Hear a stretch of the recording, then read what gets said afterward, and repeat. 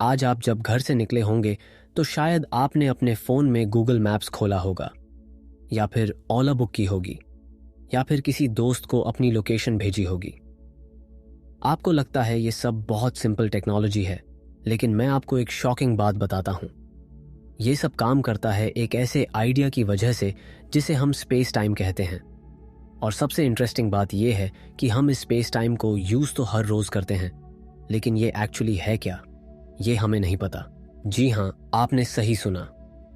हमने black holes की तस्वीरें खींच ली हैं, हमने स्पेस टाइम में वेव्स डिटेक्ट कर लिए हैं, हमने इसे सूरज के पास मुड़ते हुए देख लिया है। लेकिन अगर आप मुझसे पूछें कि ये स्पेस टाइम एक्चुअली बना किस चीज़ से है, तो मेरे पास कोई कंफर्म्ड जवाब नहीं है। दुनिया के सबसे ब्रिलियंट साइंटिस्ट्स के पास भी नहीं है। आज के इस वीडियो में हम जानेंगे कि कैसे एल्बर्ट आइंस्टाइन ने 100 साल पहले फिजिक्स की दुनिया को कंप्लीटली बदल दिया। कैसे उन्होंने हमें बताया कि टाइम और स्पेस अलग अलग चीजें नहीं हैं, बल्कि एक ही फैब्रिक के दो हिस्से हैं। और सबसे इंपॉर्टेंट, हम समझेंगे कि क्यों ये आइडिया अभी भी फिजिक्स की सबसे बड़ी अनसॉल्व मिस्ट्री है। अगर आप स्पेस साइंस में इंटरेस्टेड हैं और इस तरह की डीप एक्सप्लोरेशंस पसंद करते हैं, तो कॉस्मिन चैनल को सब्सक्राइब जरूर करें। तो चलिए शुरू करते हैं ये fascinating journey. The revolution that changed everything. साल 1905। एल्बर्ट आइंस्टाइन सिर्फ 26 साल के थे। वो कोई बड़े प्रोफेसर नहीं थे, किसी फेमस यूनिवर्सिटी में नहीं पढ़ाते थे। वो स्विट्जरलैंड के बर्न शहर में एक पेटेंट ऑफिस में क्लर्क की जॉब करते थे। उनका काम था इलेक्ट्रोमैग्नेटिक डिवाइसेस के पैटेंट एप्लीकेशंस को चेक करना। दिन में वो ये बोरिंग काम करते थे और रात को फिजिक्स के बारे में सोचते थे। और उस एक साल में 1905 में उन्होंने 4 पेपर्स पब्लिश किए जिन्होंने फिजिक्स को हमेशा के लिए बदल दिया। एक पेपर ने ब्राउनियन मोशन को एक्सप्लेन किया और साबित किया कि एटम्स रियल हैं। दूसरे पेपर ने फोटो इलेक्ट्रिक इफेक्ट को एक्सप्लेन किया, जिससे क्वांटम मैकेनिक्स की नींव पड़ी। और बाकी के 2 पेपर्स ने वो आइडिया दिया जिसे हम आज स्पेशल रिलेटिविटी कहते हैं। स्पेशल रिलेटिविटी सुनने में बहुत कॉम्प्लिकेटेड लगता है, लेकिन इसका कोर आइडिया एक्चुअली बहुत स्ट्रेट फॉरवर्ड है। आइंस्टाइन ने रियलाइज किया कि लाइट की स्पीड हमेशा सेम रहती है, चाहे आप कितनी भी फास्ट मूव कर रहे हों। पहली बार में ये इम्पॉसिबल लगता है। सोचिए, आप एक ट्रेन में बैठे हैं जो 100 किलोमीटर पर आवर की स्पीड से चल रही है। आप एक बॉल को आगे की तरफ 20 किलोमीटर पर आवर की स्पीड से फेंकते हैं, तो जो आदमी प्लेटफॉर्म पर खड़ा है उसे वो बॉल 120 किलोमीटर पर आवर की स्पीड से आगे जाती दिखेगी। स्पीड्स ऐड हो जाती हैं। ये समझ में आता है एग्जैक्टली वैसे ही जैसे हमें एक्सपेक्ट है। लेकिन आइंस्टाइन ने दिखाया कि लाइट के साथ ऐसा नहीं होता। अगर आप एक स्पेसशिप में बैठे हैं जो लाइट की स्पीड के आधे स्पीड से चल रही है और आप एक टॉर्च जलाते हैं, तो आप सोचेंगे कि बाहर खड़ा ऑब्जर्वर उस लाइट को 1.5 गुना लाइट स्पीड से जाते देखेगा। लेकिन ऐसा नहीं होता। वो लाइट एग्जैक्टली लाइट की स्पीड से ही ट्रैवल करती है, जो है लगभग 3 लाख किलोमीटर पर सेकंड। ये स्पीड सेम रहती है आपके पर्सपेक्टिव से भी और बाहर वाले ऑब्जर्वर के पर्सपेक्टिव से भी, हमेशा सेम। ये तो इम्पॉसिबल लगता है ना। लाइट कैसे दोनों ऑब्जर्वर्स के लिए सेम स्पीड से मूव कर सकती है, जबकि एक ऑब्जर्वर ऑलरेडी लाइट की आधी स्पीड से मूव कर रहा है। आइंस्टाइन का जवाब बिल्कुल रैडिकल था। उन्होंने कहा कि स्पेस और टाइम एडजस्ट हो जाते हैं लाइट की स्पीड को कांस्टेंट रखने के लिए। अगर आप बहुत फास्ट मूव कर रहे हैं तो आपके लिए टाइम लिटरली स्लो हो जाता है, उस आदमी के पर्सपेक्टिव से जो स्टिल खड़ा है। और जिस डायरेक्शन में आप मूव कर रहे हैं, उस डायरेक्शन में डिस्टेंसेस एक्चुअली कॉन्ट्रैक्ट हो जाती हैं, श्रिंक हो जाती हैं। ये कोई ऑप्टिकल इल्यूजन्स नहीं हैं, ये रियल फिजिकल इफेक्ट्स हैं। टाइम और स्पेस एब्सोल्यूट नहीं है, ये रिलेटिव हैं, डिपेंडिंग ऑन योर मोशन। सिर्फ एक चीज है जो एब्सोल्यूट है, जो सबके लिए सेम है, चाहे वो कैसे भी मूव कर रहे हों, और वो है लाइट की स्पीड। ये बात 1905 में कंप्लीटली शॉकिंग थी।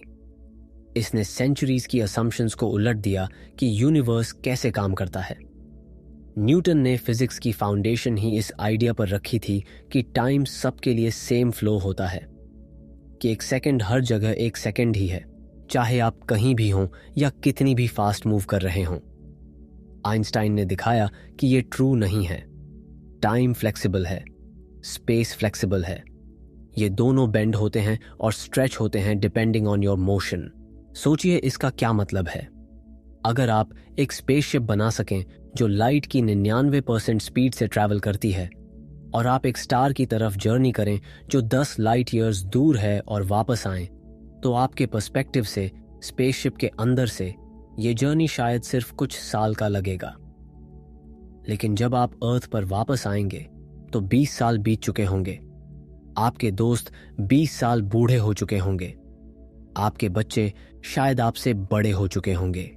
ये साइंस फिक्शन नहीं है, ये एग्जैक्टली वही है जो आइंस्टाइन की इक्वेशंस प्रिडिक्ट करती हैं, और ये बात काउंटलेस एक्सपेरिमेंट से कंफर्म हो चुकी है। हमने इसे पार्टिकल एक्सेलरेटर्स में टेस्ट किया है। वो पार्टिकल्स जो नॉर्मली माइक्रोसेकंड्स में डिके हो जाते हैं, वो बहुत ज्यादा लंबे समय तक लाइव करते हैं जब वो लाइट स्पीड के 99.9% स्पीड से ट्रैवल कर रहे होते हैं। हमने इसे एटॉमिक क्लॉक्स के साथ एयरप्लेन्स में टेस्ट किया है। जब आप एक एटॉमिक क्लॉक को एयरप्लेन में लेकर पूरी दुनिया घुमाते हैं और फिर उसे उस आइडेंटिकल क्लॉक से कंपेयर करते हैं जो ग्राउंड पर रुकी थी, तो ट्रैवलिंग क्लॉक कम टाइम दिखाती है। डिफरेंस बहुत टाइनी है, सिर्फ कुछ 100 नैनोसेकंड्स का, लेकिन ये मेजरेबल है और ये आइंस्टाइन की प्रेडिक्शन से एग्जैक्टली मैच करता है। इसके इम्प्लीकेशंस बहुत प्रोफाउंड हैं। कोई यूनिवर्सल नाउ नहीं है, कोई कॉस्मिक क्लॉक नहीं है जो हर जगह सेम रेट से टिक कर रही हो। जब आप कहते हैं कि किसी दूर के प्लैनेट पर कुछ राइट नाउ हो रहा है, तो उस स्टेटमेंट का कोई एब्सोल्यूट मीनिंग नहीं है। अलग अलग ऑब्जर्वर्स जो अलग अलग स्पीड से मूव कर रहे हैं, वो डिसएग्री करेंगे कि राइट नाउ का क्या मतलब है। वो डिसएग्री करेंगे कि कौन से इवेंट्स साइमल्टेनियस हैं। टाइम कोई नदी नहीं है जो सबके लिए कांस्टेंट रेट से बह रही है। ये एक फैब्रिक की तरह है जो स्ट्रेच और कॉम्प्रेस हो सकता है डिपेंडिंग ऑन कि आप इसमें कैसे मूव कर रहे हैं। Gravity isn't what you think, लेकिन आइंस्टाइन यहीं नहीं रुके। स्पेशल रिलेटिविटी सिर्फ उन ऑब्जेक्ट्स के बारे में थी जो कांस्टेंट स्पीड से मूव कर रही थीं। ये एक्सेलरेशन को हैंडल नहीं करती थी, ये ग्रेविटी को हैंडल नहीं करती थी, और ग्रेविटी एक प्रॉब्लम थी। न्यूटन का लॉ ऑफ ग्रेविटी 200 साल से ज्यादा समय से ब्रिलियंटली काम कर रहा था। आप इसका यूज करके प्लैनेट्स की मोशन प्रिडिक्ट कर सकते थे, कैनन बॉल्स की ट्रेजेक्टरी प्रिडिक्ट कर सकते थे, मून्स के ऑर्बिट्स प्रिडिक्ट कर सकते थे। ये साइंस के हिस्ट्री में सबसे सक्सेसफुल थियोरीज में से एक था। लेकिन आइंस्टाइन को रियलाइज हुआ कि ये कंप्लीटली सही नहीं हो सकता। न्यूटन की ग्रेविटी इंस्टेंटली काम करती थी। अगर सन सडनली गायब हो जाए तो अर्थ तुरंत स्पेस में फ्लाई ऑफ हो जाएगी। न्यूटन की इक्वेशंस के according gravitational pull instantly vanish हो जाएगा, पूरे 150 मिलियन किलोमीटर्स या लगभग 93 मिलियन माइल्स की एम्प्टी स्पेस के अक्रॉस। लेकिन आइंस्टाइन ने अभी अभी तो दिखाया था कि कुछ भी लाइट से फास्ट ट्रैवल नहीं कर सकता। कोई सिग्नल नहीं, कोई फोर्स नहीं, कोई इंफॉर्मेशन नहीं स्पेस को इंस्टेंटली क्रॉस कर सकती। अगर सन गायब हो जाए तो लाइट को अर्थ तक पहुंचना बंद होने में लगभग 8 मिनट लगेंगे। इतना समय लगता है लाइट को सन से हम तक ट्रैवल करने में। और आइंस्टाइन को रियलाइज हुआ कि ग्रेविटी भी लाइट से फास्ट काम नहीं कर सकती।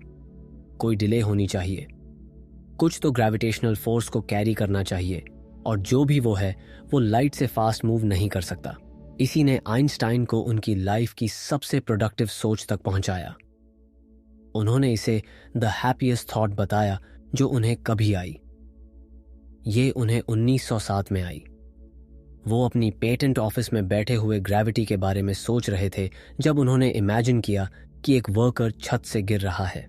जब वो वर्कर गिर रहा है, आइंस्टाइन को रियलाइज हुआ कि वो वर्कर अपना खुद का वेट फील नहीं करता।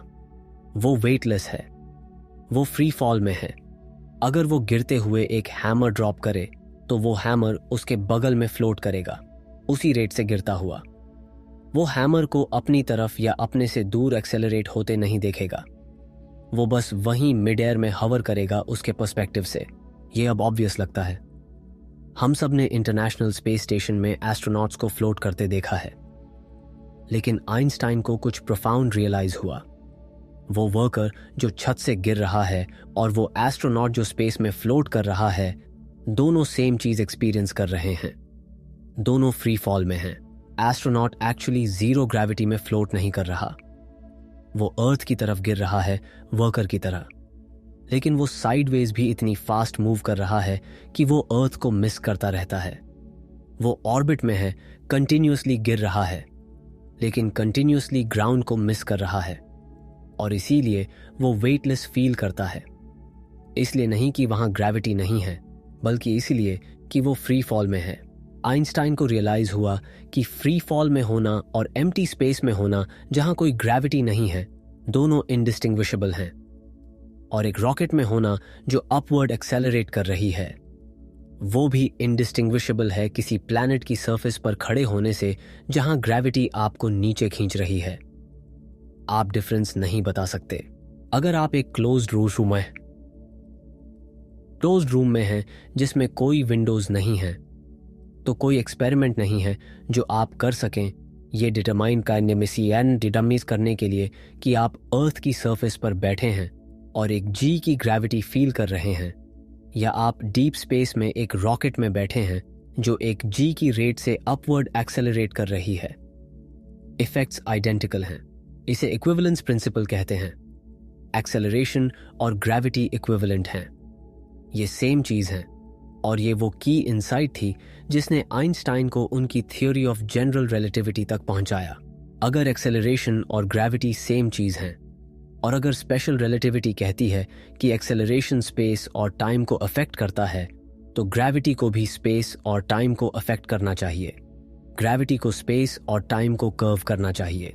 आइंस्टाइन को मैथमेटिक्स वर्कआउट करने में 8 और साल लगे। 1907 से 1915 तक वो इक्वेशंस के साथ स्ट्रगल करते रहे। उन्होंने एडवांस्ड मैथमेटिक्स सीखी जो उन्होंने पहले कभी नहीं पढ़ी थी। उन्होंने मिस्टेक्स की, रॉन्ग रिजल्ट्स पब्लिश किए, उन्हें करेक्ट किया और फिर से ट्राई किया। ये उनकी लाइफ का सबसे हार्ड काम था। उन्होंने बाद में कहा कि लास्ट साल, लेट 1914 से नवंबर 1915 तक उनके पूरे करियर का सबसे एग्जॉस्टिंग और डिमांडिंग समय था। लेकिन नवंबर 1915 में उन्होंने फाइनली इक्वेशंस को सही किया। उन्होंने अपनी theory of general relativity publish की और फिजिक्स फिर कभी वैसी नहीं रही। जनरल रिलेटिविटी कहती है कि मास और एनर्जी स्पेस टाइम को कर्व करते हैं, और कर्व्ड स्पेस टाइम में मूव करने वाली ऑब्जेक्ट्स कर्व्ड पाथ्स फॉलो करती हैं।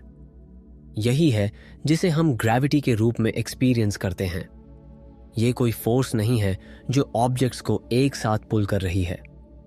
ये ऑब्जेक्ट्स हैं जो इस वॉर्प्ड ज्योमेट्री में स्ट्रेटेस्ट पॉसिबल पाथ्स फॉलो कर रहे हैं। वो पाथ्स बस कर्व होते हैं क्योंकि ज्योमेट्री खुद कर्व्ड है। क्लासिक एनालॉजी एक रबर शीट की है। इमेजिन कीजिए कि आप एक फ्लैट रबर शीट को टाइट स्ट्रेच करते हैं। अगर आप बीच में एक हैवी बॉल रखते हैं तो वो एक डिप क्रिएट करती है, शीट में एक कर्व। अब अगर आप एक छोटी बॉल को शीट के अक्रॉस रोल करते हैं तो वो हैवी बॉल की तरफ कर्व करेगी। इसलिए नहीं कि हैवी बॉल उसे पुल कर रही है, बल्कि इसलिए कि शीट खुद कर्व्ड है। छोटी बॉल स्ट्रेट लाइन में रोल करने की कोशिश कर रही है, लेकिन कर्व्ड शीट उसे कर्व्ड पाथ फॉलो करने पर फोर्स कर रही है। यही मास स्पेस टाइम के साथ करता है। सन अपनी इनॉर्मस मास के साथ अपने अराउंड स्पेस टाइम को कर्व करता है। अर्थ स्पेस में स्ट्रेट लाइन में मूव करने की कोशिश कर रही है, लेकिन सन के अराउंड का कर्व्ड स्पेस टाइम अर्थ को कर्व्ड पाथ फॉलो करने पर फोर्स करता है। वो कर्व्ड पाथ अर्थ की ऑर्बिट है।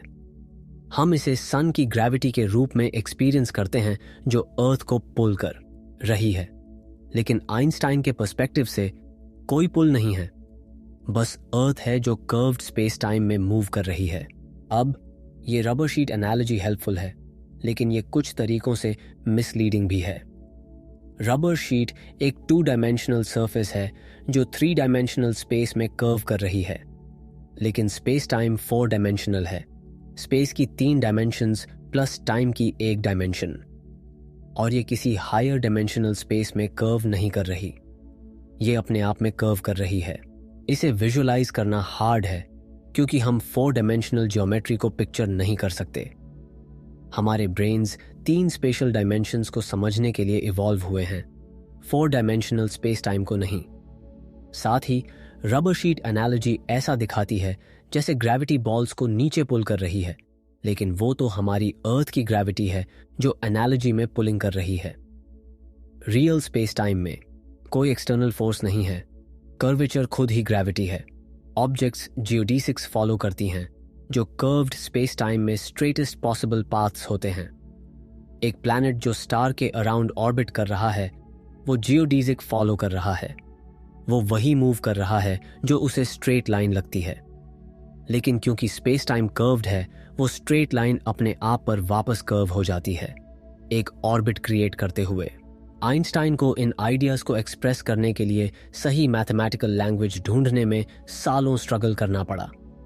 उन्हें टेंसर कैलकुलस की जरूरत थी, मैथमेटिक्स की एक ब्रांच जो उन ऑब्जेक्ट्स के साथ डील करती है जिनमें मल्टीपल इंडिसेस होते हैं और जो स्पेसिफिक वेज में ट्रांसफॉर्म होते हैं जब आप कोऑर्डिनेट सिस्टम्स बदलते हैं। उन्होंने इसे अपनी यूनिवर्सिटी एजुकेशन के दौरान डिटेल में कभी नहीं पढ़ा था। उन्हें ये अपने मैथमेटिशियन दोस्त मार्सेल ग्रोसमैन से सीखना पड़ा। साथ में उन्होंने मैथमेटिक्स के थ्रू काम किया, डिफरेंट फॉर्मुलेशंस ट्राई किए, मिस्टेक्स की, प्रिलिमिनरी वर्जन्स पब्लिश किए जो रॉन्ग निकले। एक पॉइंट पर आइंस्टाइन को लगा उन्हें सही इक्वेशंस मिल गए हैं। उन्होंने पब्लिश किए, फिर रियलाइज हुआ कि वो अप्रोप्रिएट लिमिट में न्यूटन के लॉ ऑफ ग्रेविटी को रिड्यूस नहीं करते। वो एक रेड फ्लैग होनी चाहिए थी। किसी भी न्यू थ्योरी ऑफ ग्रेविटी को न्यूटन की प्रेडिक्शन से मैच करना चाहिए जब ग्रेविटेशनल फील्ड्स वीक हों और ऑब्जेक्ट्स स्लोली मूव कर रही हों, क्योंकि न्यूटन की थ्योरी उन सिचुएशंस में परफेक्टली वेल काम करती है। आइंस्टाइन की प्रिलिमिनरी इक्वेशंस ऐसा नहीं करती थीं, तो वो वापस ड्राइंग बोर्ड पर गए। ब्रेक थ्रू नवंबर 1915 में आई। आइंस्टाइन बर्लिन में थे, इक्वेशंस पर फीवरिशली काम कर रहे थे। उन्होंने प्रशियन एकेडमी ऑफ साइंसेज में लेक्चर्स की सीरीज दी, अपनी progress week by week present करते हुए जैसे जैसे वो थ्योरी को रिफाइन कर रहे थे। 25 नवंबर 1915 को उन्होंने फील्ड इक्वेशंस का फाइनल फॉर्म प्रेजेंट किया। ये 10 इंटर रिलेटेड इक्वेशंस डिस्क्राइब करती हैं कि स्पेस टाइम की कर्वेचर कैसे मास और एनर्जी के डिस्ट्रीब्यूशन से डिटरमाइन होती है। ये अपनी सिमेट्री और एलिगेंस में ब्यूटीफुल हैं। इन्हें कॉम्पैक्टली लिखा जा सकता है जैसे G = 8πT, जहां G आइंस्टाइन टेंसर है जो स्पेस टाइम की कर्वेचर को डिस्क्राइब करता है, और T स्ट्रेस एनर्जी टेंसर है जो मास, एनर्जी, मोमेंटम और प्रेशर के डिस्ट्रीब्यूशन को डिस्क्राइब करता है। ये इक्वेशंस डिसेप्टिवली सिंपल लुकिंग हैं, लेकिन रियलिस्टिक सिचुएशंस के लिए इन्हें सॉल्व करना एक्स्ट्रॉर्डिनरीली डिफिकल्ट है। ये non linear partial differential equations हैं। कर्वेचर अफेक्ट करती है कि मास और एनर्जी कैसे बिहेव करते हैं, लेकिन मास और एनर्जी भी कर्वेचर को अफेक्ट करते हैं, एक फीडबैक लूप क्रिएट करते हुए जो इक्वेशंस को बहुत हार्ड बनाता है सॉल्व करने में। मोस्ट रियलिस्टिक सिनेरियोज के लिए आप इन्हें एग्जैक्टली सॉल्व नहीं कर सकते। आपको पावरफुल कंप्यूटर्स पर रन होने वाली न्यूमेरिकल सिमुलेशंस की जरूरत है। आज भी अपनी सारी कंप्यूटेशनल पावर के साथ कॉम्प्लेक्स सिचुएशंस के लिए आइंस्टाइन की इक्वेशंस को सॉल्व करना, जैसे कि 2 ब्लैक होल्स कोलाइड कर रहे हैं, मैसिव सुपर कंप्यूटर्स की जरूरत होती है जो वीक्स या मंथ्स तक रन करते हैं। ये एक ब्यूटीफुल आइडिया थी, ये एलिगेंट थी। इसने वो सब कुछ एक्सप्लेन किया जो न्यूटन की ग्रेविटी एक्सप्लेन करती थी, लेकिन एक ज्यादा फंडामेंटल तरीके से। और इसने न्यू प्रेडिक्शंस की जो न्यूटन की थ्योरी अकाउंट नहीं कर सकती थी। पहली सक्सेसेस में से एक थी मर्क्यूरी की ऑर्बिट को एक्सप्लेन करना। मर्क्यूरी सन का सबसे करीबी प्लैनेट की एक ऑर्बिट है जो न्यूटन की इक्वेशंस जो प्रिडिक्ट करती हैं उससे स्लाइटली ऑफ है। वो पॉइंट जहां मर्क्यूरी सन के सबसे करीब है वो हर ऑर्बिट के साथ बहुत स्लाइटली शिफ्ट हो जाता है। इसे मर्क्यूरी की पेरीहीलियन की प्रिसेशन कहते हैं। एस्ट्रोनॉमर्स को इसके बारे में डेकेड्स से पता था और वो इसे एक्सप्लेन नहीं कर पाते थे। कुछ लोगों को लगता था कि शायद मर्क्यूरी से भी सन के करीब कोई और प्लैनेट है जो उसे पुल कर रहा है और शिफ्ट कॉज कर रहा है, लेकिन आइंस्टाइन की इक्वेशंस ने प्रिसेशन की एग्जैक्ट अमाउंट प्रिडिक्ट की बिना किसी एक्स्ट्रा प्लैनेट्स की जरूरत के। स्पेस टाइम सन के नियर ज्यादा स्ट्रांगली कर्व्ड था और वो एक्स्ट्रा कर्वेचर मर्क्यूरी की स्ट्रेंज ऑर्बिट को परफेक्टली एक्सप्लेन करता था। लेकिन रियल टेस्ट 1919 में आई। आइंस्टाइन की थ्योरी प्रिडिक्ट करती थी कि लाइट ग्रेविटी से बेंड होगी। मोर स्पेसिफिकली सन के नियर से पास होने वाली स्टारलाइट सन की कर्व्ड स्पेस टाइम से बेंड होगी। स्टार्स थोड़ी पोजीशन शिफ्ट करते दिखेंगे जब सन नियर बाय होगा, लेकिन आप नॉर्मली सन के नियर स्टार्स नहीं देख सकते। सन बहुत ब्राइट है, वो स्टारलाइट को ड्राउन आउट कर देता है। आप सन के नियर स्टार्स सिर्फ टोटल सोलर इक्लिप्स के दौरान देख सकते हैं जब मून सन की लाइट को ब्लॉक कर देता है। 29 मई 1919 को एक टोटल सोलर इक्लिप्स था। 2 एक्सपीडिशंस, एक आर्थर एडिंगटन की लीड में प्रिंसिपी आइलैंड की तरफ ट्रैवल कर रही थी जो वेस्ट अफ्रीका के कोस्ट पर है, और दूसरी ब्राजील में सोब्रल की तरफ ट्रैवल कर रही थी। उन्होंने इक्लिप्स के दौरान स्टार्स की फोटोग्राफ्स ली। उन्होंने सन के नियर स्टार्स की पोजीशंस मेजर की और उन्हें सेम स्टार्स की पोजीशन से कंपेयर किया जो रात को फोटोग्राफ की गई थीं जब सन नियर बाय नहीं था। स्टार्स शिफ्ट हो गए थे। लाइट सन की ग्रेविटी से बेंड हो गई थी एग्जैक्टली जैसे आइंस्टाइन ने प्रिडिक्ट किया था। मेजरमेंट्स आइंस्टाइन की इक्वेशन से मैच कर गए। जब रिजल्ट्स नवंबर 1919 में अनाउंस किए गए तो आइंस्टाइन एक ओवरनाइट सेलिब्रिटी बन गए। पूरी दुनिया के न्यूज़पेपर्स ने इक्लिप्स रिजल्ट्स के बारे में हेडलाइंस रन की। आइंस्टाइन का फेस मैगजीन कवर्स पर दिखा। उन्हें हर जगह लेक्चर्स देने के लिए इनवाइट किया गया। वो एक रिस्पेक्टेड फिजिसिस्ट से दुनिया के सबसे फेमस साइंटिस्ट बन गए। 1922 तक फिजिक्स कम्युनिटी में हर कोई अग्री करता था कि आइंस्टाइन ने ग्रेविटी को सॉल्व कर लिया है। प्रॉब्लम क्लोज था, थ्योरी कंप्लीट थी, एक्सेप्ट कि ये नहीं थी। Black holes where physics breaks down. Einstein की इक्वेशंस ब्यूटीफुल थीं, लेकिन ये काम करने में भी डिफिकल्ट थीं। ये 10 इंटर रिलेटेड इक्वेशंस का एक सेट थीं जिनमें टेंसर्स इन्वॉल्व थे, जो मैथमेटिकल ऑब्जेक्ट्स हैं जो डिस्क्राइब करते हैं कि स्पेस टाइम मास और एनर्जी के रिस्पॉन्स में कैसे कर्व करती है। 1920 और 30 के दशक में मोस्ट फिजिसिस्ट्स इन इक्वेशंस को सॉल्व नहीं कर पाते थे, एक्सेप्ट बहुत सिंपल केसेस में। सबसे सिंपल सॉल्यूशंस में से एक कार्ल श्वार्ज़शाइल्ड ने 1916 में पाया। आइंस्टाइन ने अपनी थ्योरी पब्लिश करने के बस कुछ महीने बाद। श्वार्ज़शाइल्ड एक जर्मन फिजिसिस्ट थे जो वर्ल्ड वॉर 1 के दौरान जर्मन आर्मी में सर्व कर रहे थे। रशियन फ्रंट पर होने के बावजूद 1916 की वॉरफेयर की हार्श कंडीशंस से डील करते हुए उन्हें आइंस्टाइन की इक्वेशंस पर काम करने का समय मिला। उन्होंने इन्हें सबसे सिंपल पॉसिबल केस के लिए सॉल्व किया। एक perfectly spherical non rotating mass जो एम्प्टी स्पेस में अकेला बैठा है। सॉल्यूशन काम किया। इसने डिस्क्राइब किया कि स्पेस टाइम एक स्टार या प्लैनेट के अराउंड कैसे कर्व करती है।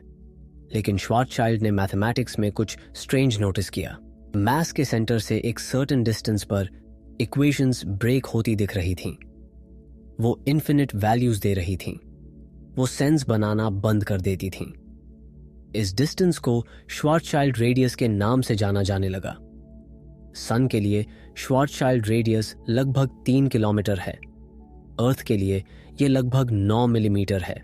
ये नंबर्स उस समय मीनिंगलेस लग रहे थे क्योंकि सन 3 किलोमीटर से बहुत बड़ा है। इसकी रेडियस लगभग 7 लाख किलोमीटर है। अर्थ 9 मिलीमीटर से बहुत बड़ी है। इसकी रेडियस लगभग 6370 किलोमीटर है।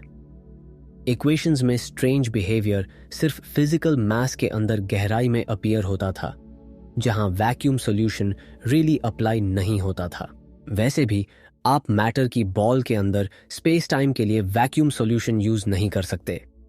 तो मोस्ट फिजिसिस्ट्स ने इसे इग्नोर कर दिया। ये बस एक मैथमेटिकल क्वर्क था, आइडियलाइज्ड स्फीरिकल सॉल्यूशन का एक आर्टिफैक्ट। कोई चिंता की बात नहीं।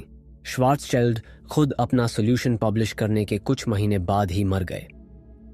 उन्हें ईस्टर्न फ्रंट पर सर्व करते हुए एक ऑटो इम्यून डिजीज हो गई और वो मई 1916 में 42 साल की उम्र में मर गए। उन्हें कभी पता नहीं चला कि उनका सॉल्यूशन कितना इंपॉर्टेंट बनने वाला था। डेकेड्स तक श्वार्ज़चाइल्ड रेडियस एक मैथमेटिकल क्यूरियोसिटी बनी रही। फिजिसिस्ट्स को इसके बारे में पता था, लेकिन उन्हें नहीं लगता था कि इसका कोई फिजिकल सिग्निफिकेंस है। आइंस्टाइन तो सर्टेनली वरीड नहीं थे। एक्चुअली वो इम्प्लीकेशंस को एक्टिवली डिसलाइक करते थे। अगर आप समहाउ एक मास को उसकी श्वार्ज़चाइल्ड रेडियस से छोटा कंप्रेस कर दें तो इक्वेशंस कुछ बिजार प्रिडिक्ट करती थीं। स्पेस टाइम इतनी स्ट्रांगली कर्व हो जाएगी कि कुछ भी एस्केप नहीं कर पाएगा, लाइट भी नहीं।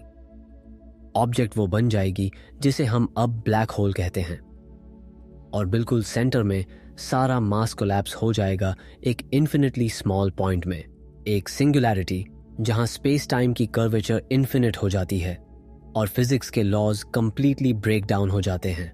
आइंस्टाइन को ये अब्सर्ड लगता था। उन्हें लगता था कि ये थ्योरी की एक लिमिटेशन रिवील करता है। रियलिटी के बारे में कोई प्रिडिक्शन नहीं। उन्होंने 30 के दशक में पेपर्स लिखे आर्ग्यूइंग कि नेचर कभी ऐसा होने नहीं देगी। उन्हें लगता था कि मैटर इतना कॉम्प्रेस होने से रेजिस्ट करेगी। कोई फोर्स होगी, कोई प्रेशर होगा, कोई क्वांटम इफेक्ट होगा जो श्वार्ज़चाइल्ड रेडियस से आगे कोलैप्स को प्रिवेंट करेगा। सिंगुलैरिटी एक मैथमेटिकल आर्टिफैक्ट थी, कोई रियल फिजिकल पॉसिबिलिटी नहीं। ये किसी इक्वेशन में 0 से डिवाइड करने जैसा था। आपको इन्फिनिटी मिलती है, लेकिन इसका मतलब ये नहीं कि इन्फिनिटी नेचर में एग्जिस्ट करती है। इसका मतलब है कि आपने इक्वेशन को उसकी वैलिडिटी के डोमेन से आगे पुश कर दिया है। मोस्ट फिजिसिस्ट्स आइंस्टाइन से अग्री करते थे।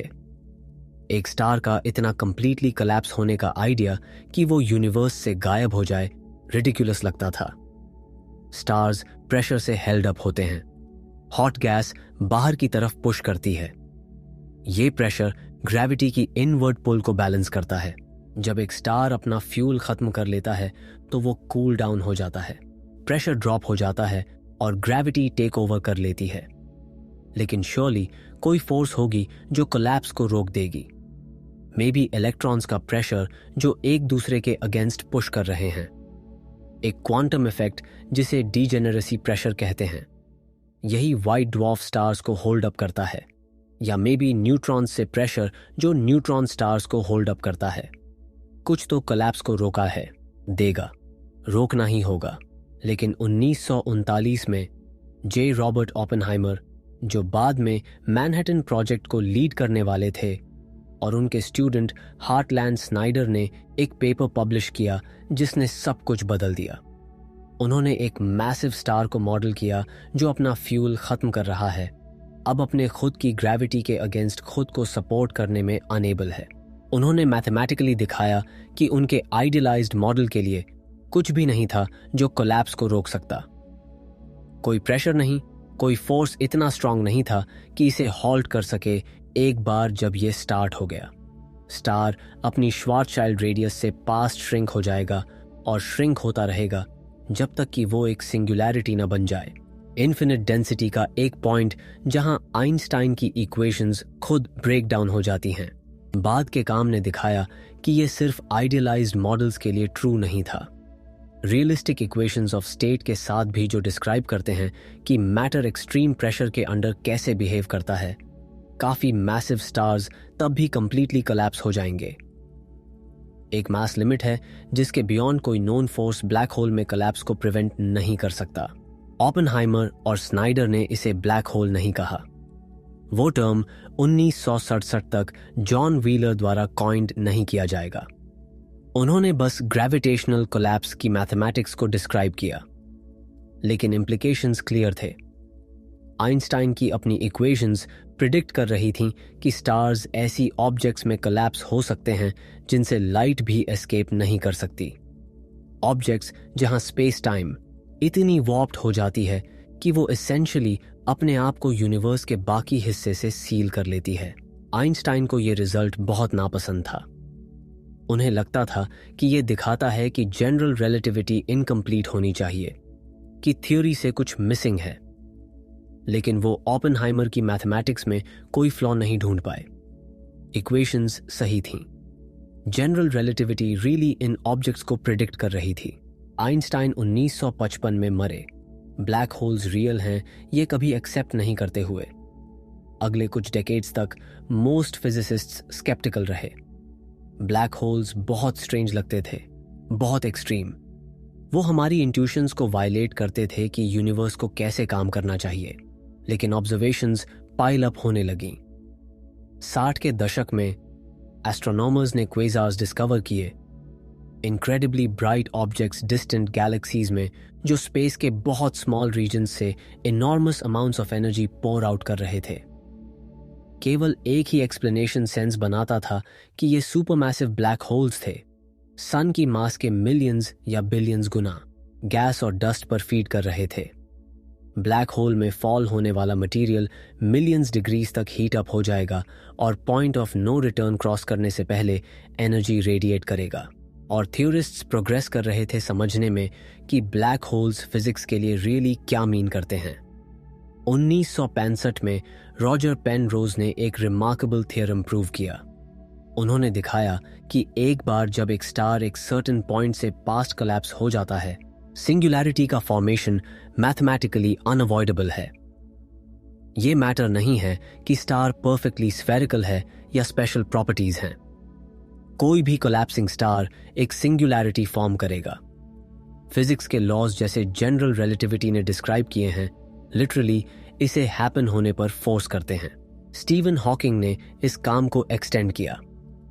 60 के दशक के लेट और 70 के दशक के अर्ली में पेनरोज और अदर्स के साथ काम करते हुए उन्होंने प्रूव किया कि सिंगुलैरिटीज जनरल रिलेटिविटी की जेनेरिक फीचर्स हैं। वो सिर्फ ब्लैक होल्स में अपीयर नहीं होती। बिग बैंग खुद यूनिवर्स की बिगिनिंग एक सिंगुलैरिटी थी, इन्फिनिट डेंसिटी और इन्फिनिट कर्वेचर का एक पॉइंट जहां टाइम खुद बिगिन हुआ। हॉकिंग ने दिखाया कि अगर आप यूनिवर्स के एक्सपेंशन को आइंस्टाइन की इक्वेशंस यूज करके टाइम में बैकवर्ड रन करें तो आप इनेविटेबली एक सिंगुलैरिटी तक पहुंचते हैं। जनरल रिलेटिविटी के फ्रेमवर्क के अंदर इससे अवॉइड करने का कोई तरीका नहीं है। ये डीपली ट्रबलिंग था। General relativity gravity, space time और ऑब्जेक्ट्स की मोशन को डिस्क्राइब करने में इनक्रेडिबली सक्सेसफुल रही थी, प्लैनेट से लेकर गैलेक्सीज तक। लेकिन थ्योरी खुद उन प्लेसेस को प्रिडिक्ट कर रही थी जहां वो ब्रेक डाउन हो जाती है। प्लेसेस जहां इक्वेशंस इन्फिनिट आंसर्स देती हैं और सेंस बनाना बंद कर देती हैं। सिंगुलैरिटीज मैथमेटिक्स में पोस्टेड साइंस की तरह थे जो कह रहे थे इस पॉइंट के बियॉन्ड फिजिक्स काम नहीं करती। Hawking's bombshell. फिर 1974 में हॉकिंग ने एक और डिस्कवरी की जिसने फिजिक्स कम्युनिटी को शॉक कर दिया। उन्होंने दिखाया कि ब्लैक होल्स कंप्लीटली ब्लैक नहीं हैं, वो रेडिएशन इमिट करते हैं। इसे हॉकिंग रेडिएशन के नाम से जाना जाने लगा और ये जनरल रिलेटिविटी को क्वांटम मैकेनिक्स के साथ एक बहुत स्पेसिफिक तरीके से कंबाइन करने से आया। यहां ये कैसे काम करता है? क्वांटम मैकेनिक्स कहती है कि एम्प्टी स्पेस रियली एम्प्टी नहीं है, ये क्वांटम फ्लक्चुएशन से भरी है। पार्टिकल्स और एंटी पार्टिकल्स के पेयर्स जो इनक्रेडिबली ब्रीफ मोमेंट्स के लिए एग्जिस्टेंस में पॉप करते हैं बिफोर एक दूसरे को अनाइलेट करने से पहले। ये हर जगह होता रहता है, हर समय। नॉर्मल स्पेस में किसी भी ब्लैक होल से दूर इन फ्लक्चुएशंस को वर्चुअल पार्टिकल्स कहा जाता है। ये इतने शॉर्ट समय के लिए एग्जिस्ट करते हैं कि इन्हें डायरेक्टली ऑब्जर्व नहीं किया जा सकता। वो वैक्यूम से एनर्जी बोरो करते हैं, एक मोमेंट के लिए एग्जिस्ट करते हैं, फिर अनाइलेट होकर इसे वापस पे कर देते हैं। क्वांटम मैकेनिक्स में अनसर्टेनिटी प्रिंसिपल इसे होने देता है जब तक ये काफी फास्ट होता है। इन वर्चुअल पार्टिकल्स की एनर्जी और जो टाइम वो एग्जिस्ट करते हैं वो हाइजेनबर्ग के अनसर्टेनिटी प्रिंसिपल से रिलेटेड हैं।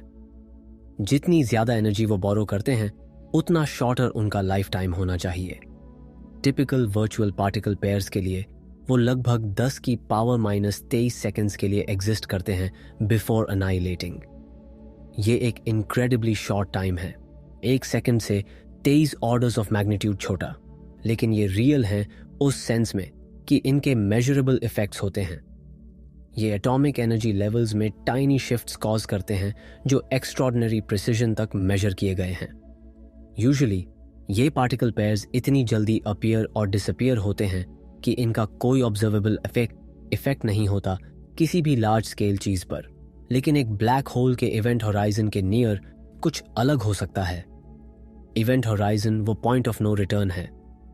एक बार कोई चीज इसे क्रॉस कर जाए तो वो चीज एस्केप नहीं कर सकती। ग्रेविटेशनल पुल इतनी स्ट्रांग हो जाती है कि आपको लाइट से फास्ट ट्रैवल करना होगा एस्केप करने के लिए, और कुछ भी लाइट से फास्ट ट्रैवल नहीं कर सकता।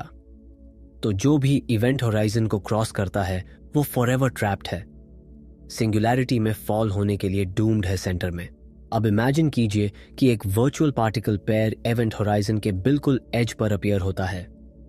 एक पार्टिकल होराइजन के जस्ट इनसाइड अपीयर होता है, दूसरा जस्ट आउटसाइड।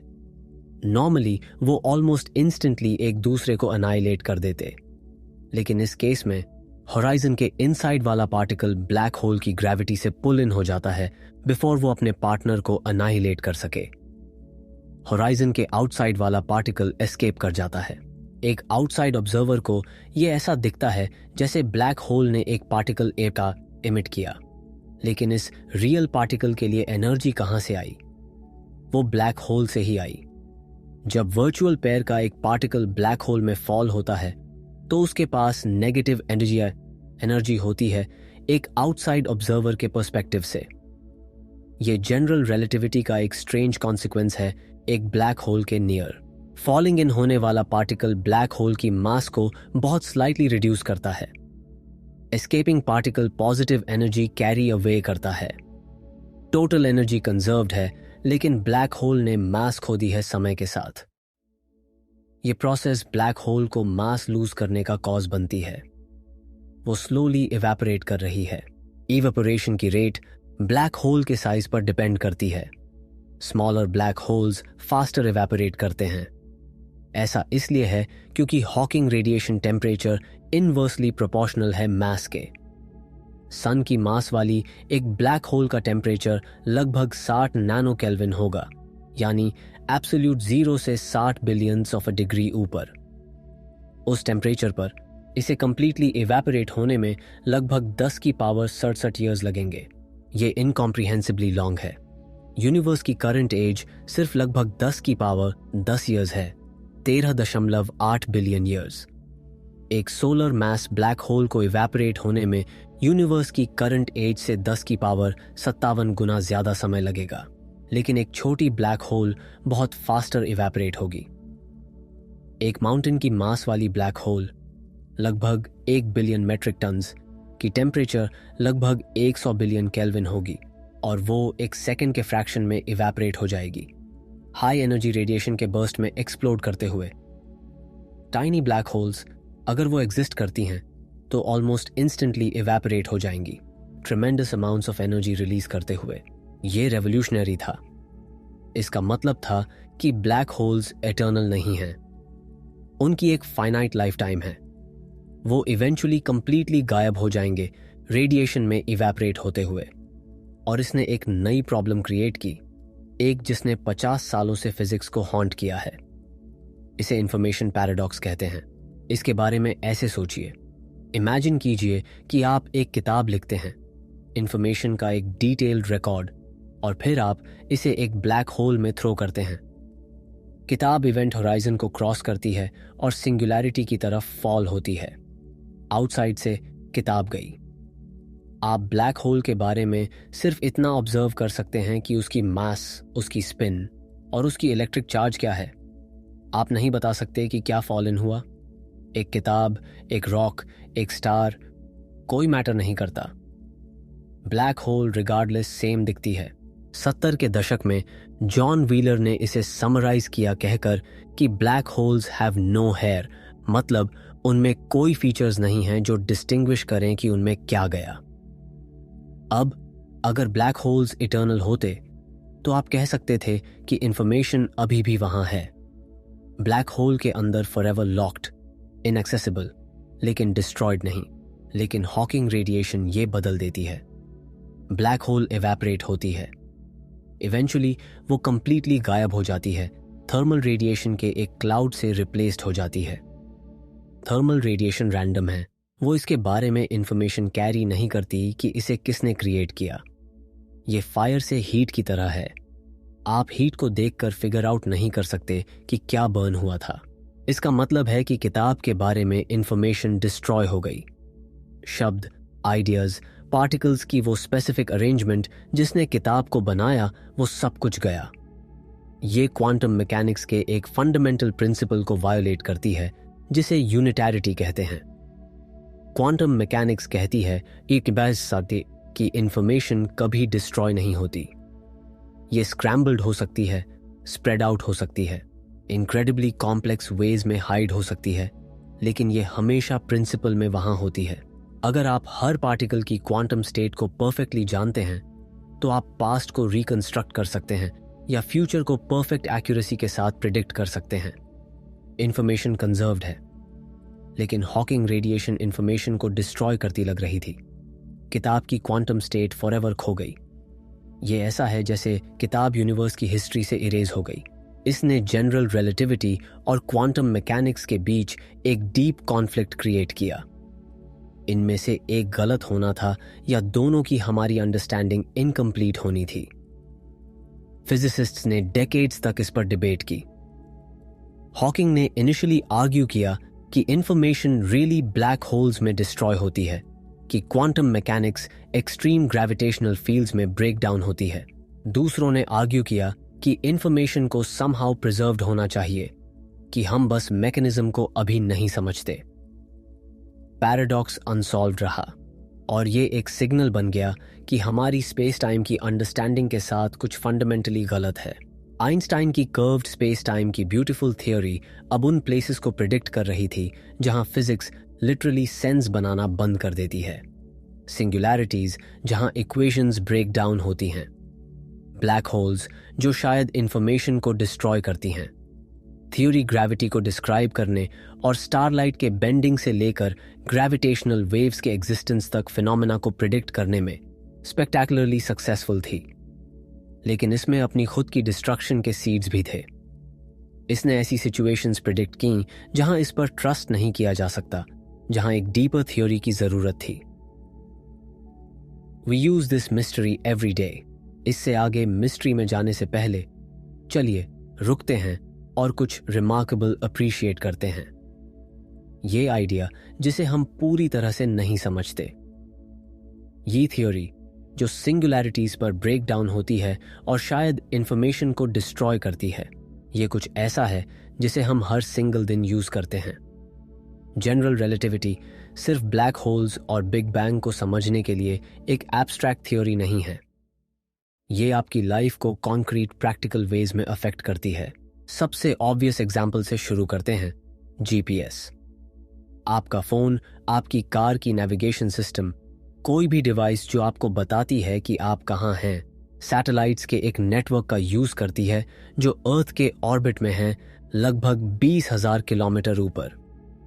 ये सैटेलाइट्स कॉन्स्टेंटली सिग्नल्स ब्रॉडकास्ट करते हैं जिनमें बोर्ड पर एटॉमिक क्लॉक्स के अकॉर्डिंग एग्जैक्ट टाइम होता है और उनकी पोजीशंस के बारे में इंफॉर्मेशन होती है।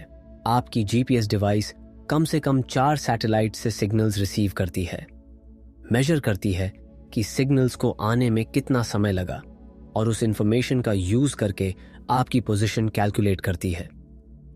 लाइट की स्पीड कांस्टेंट है। अगर आप जानते हैं कि एक सिग्नल को आने में कितना समय लगा और आप जानते हैं कि वो लाइट की स्पीड से ट्रैवल की, तो आप कैलकुलेट कर सकते हैं कि सैटेलाइट कितनी दूर थी जब उसने सिग्नल भेजा। 4 सैटेलाइट से सिग्नल्स के साथ आप 3 डायमेंशनल स्पेस में अपनी पोजीशन को पिन पॉइंट कर सकते हैं। ये सिंपल ज्योमेट्री है, लेकिन एक प्रॉब्लम है।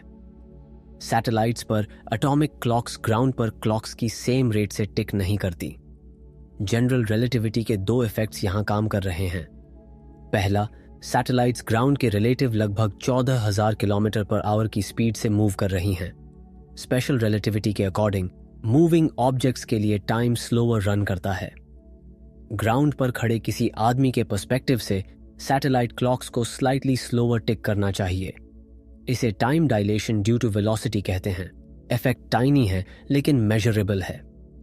सैटेलाइट क्लॉक्स ग्राउंड पर क्लॉक्स के कंपैरिजन में पर डे लगभग 7 माइक्रोसेकंड्स लूज करती हैं।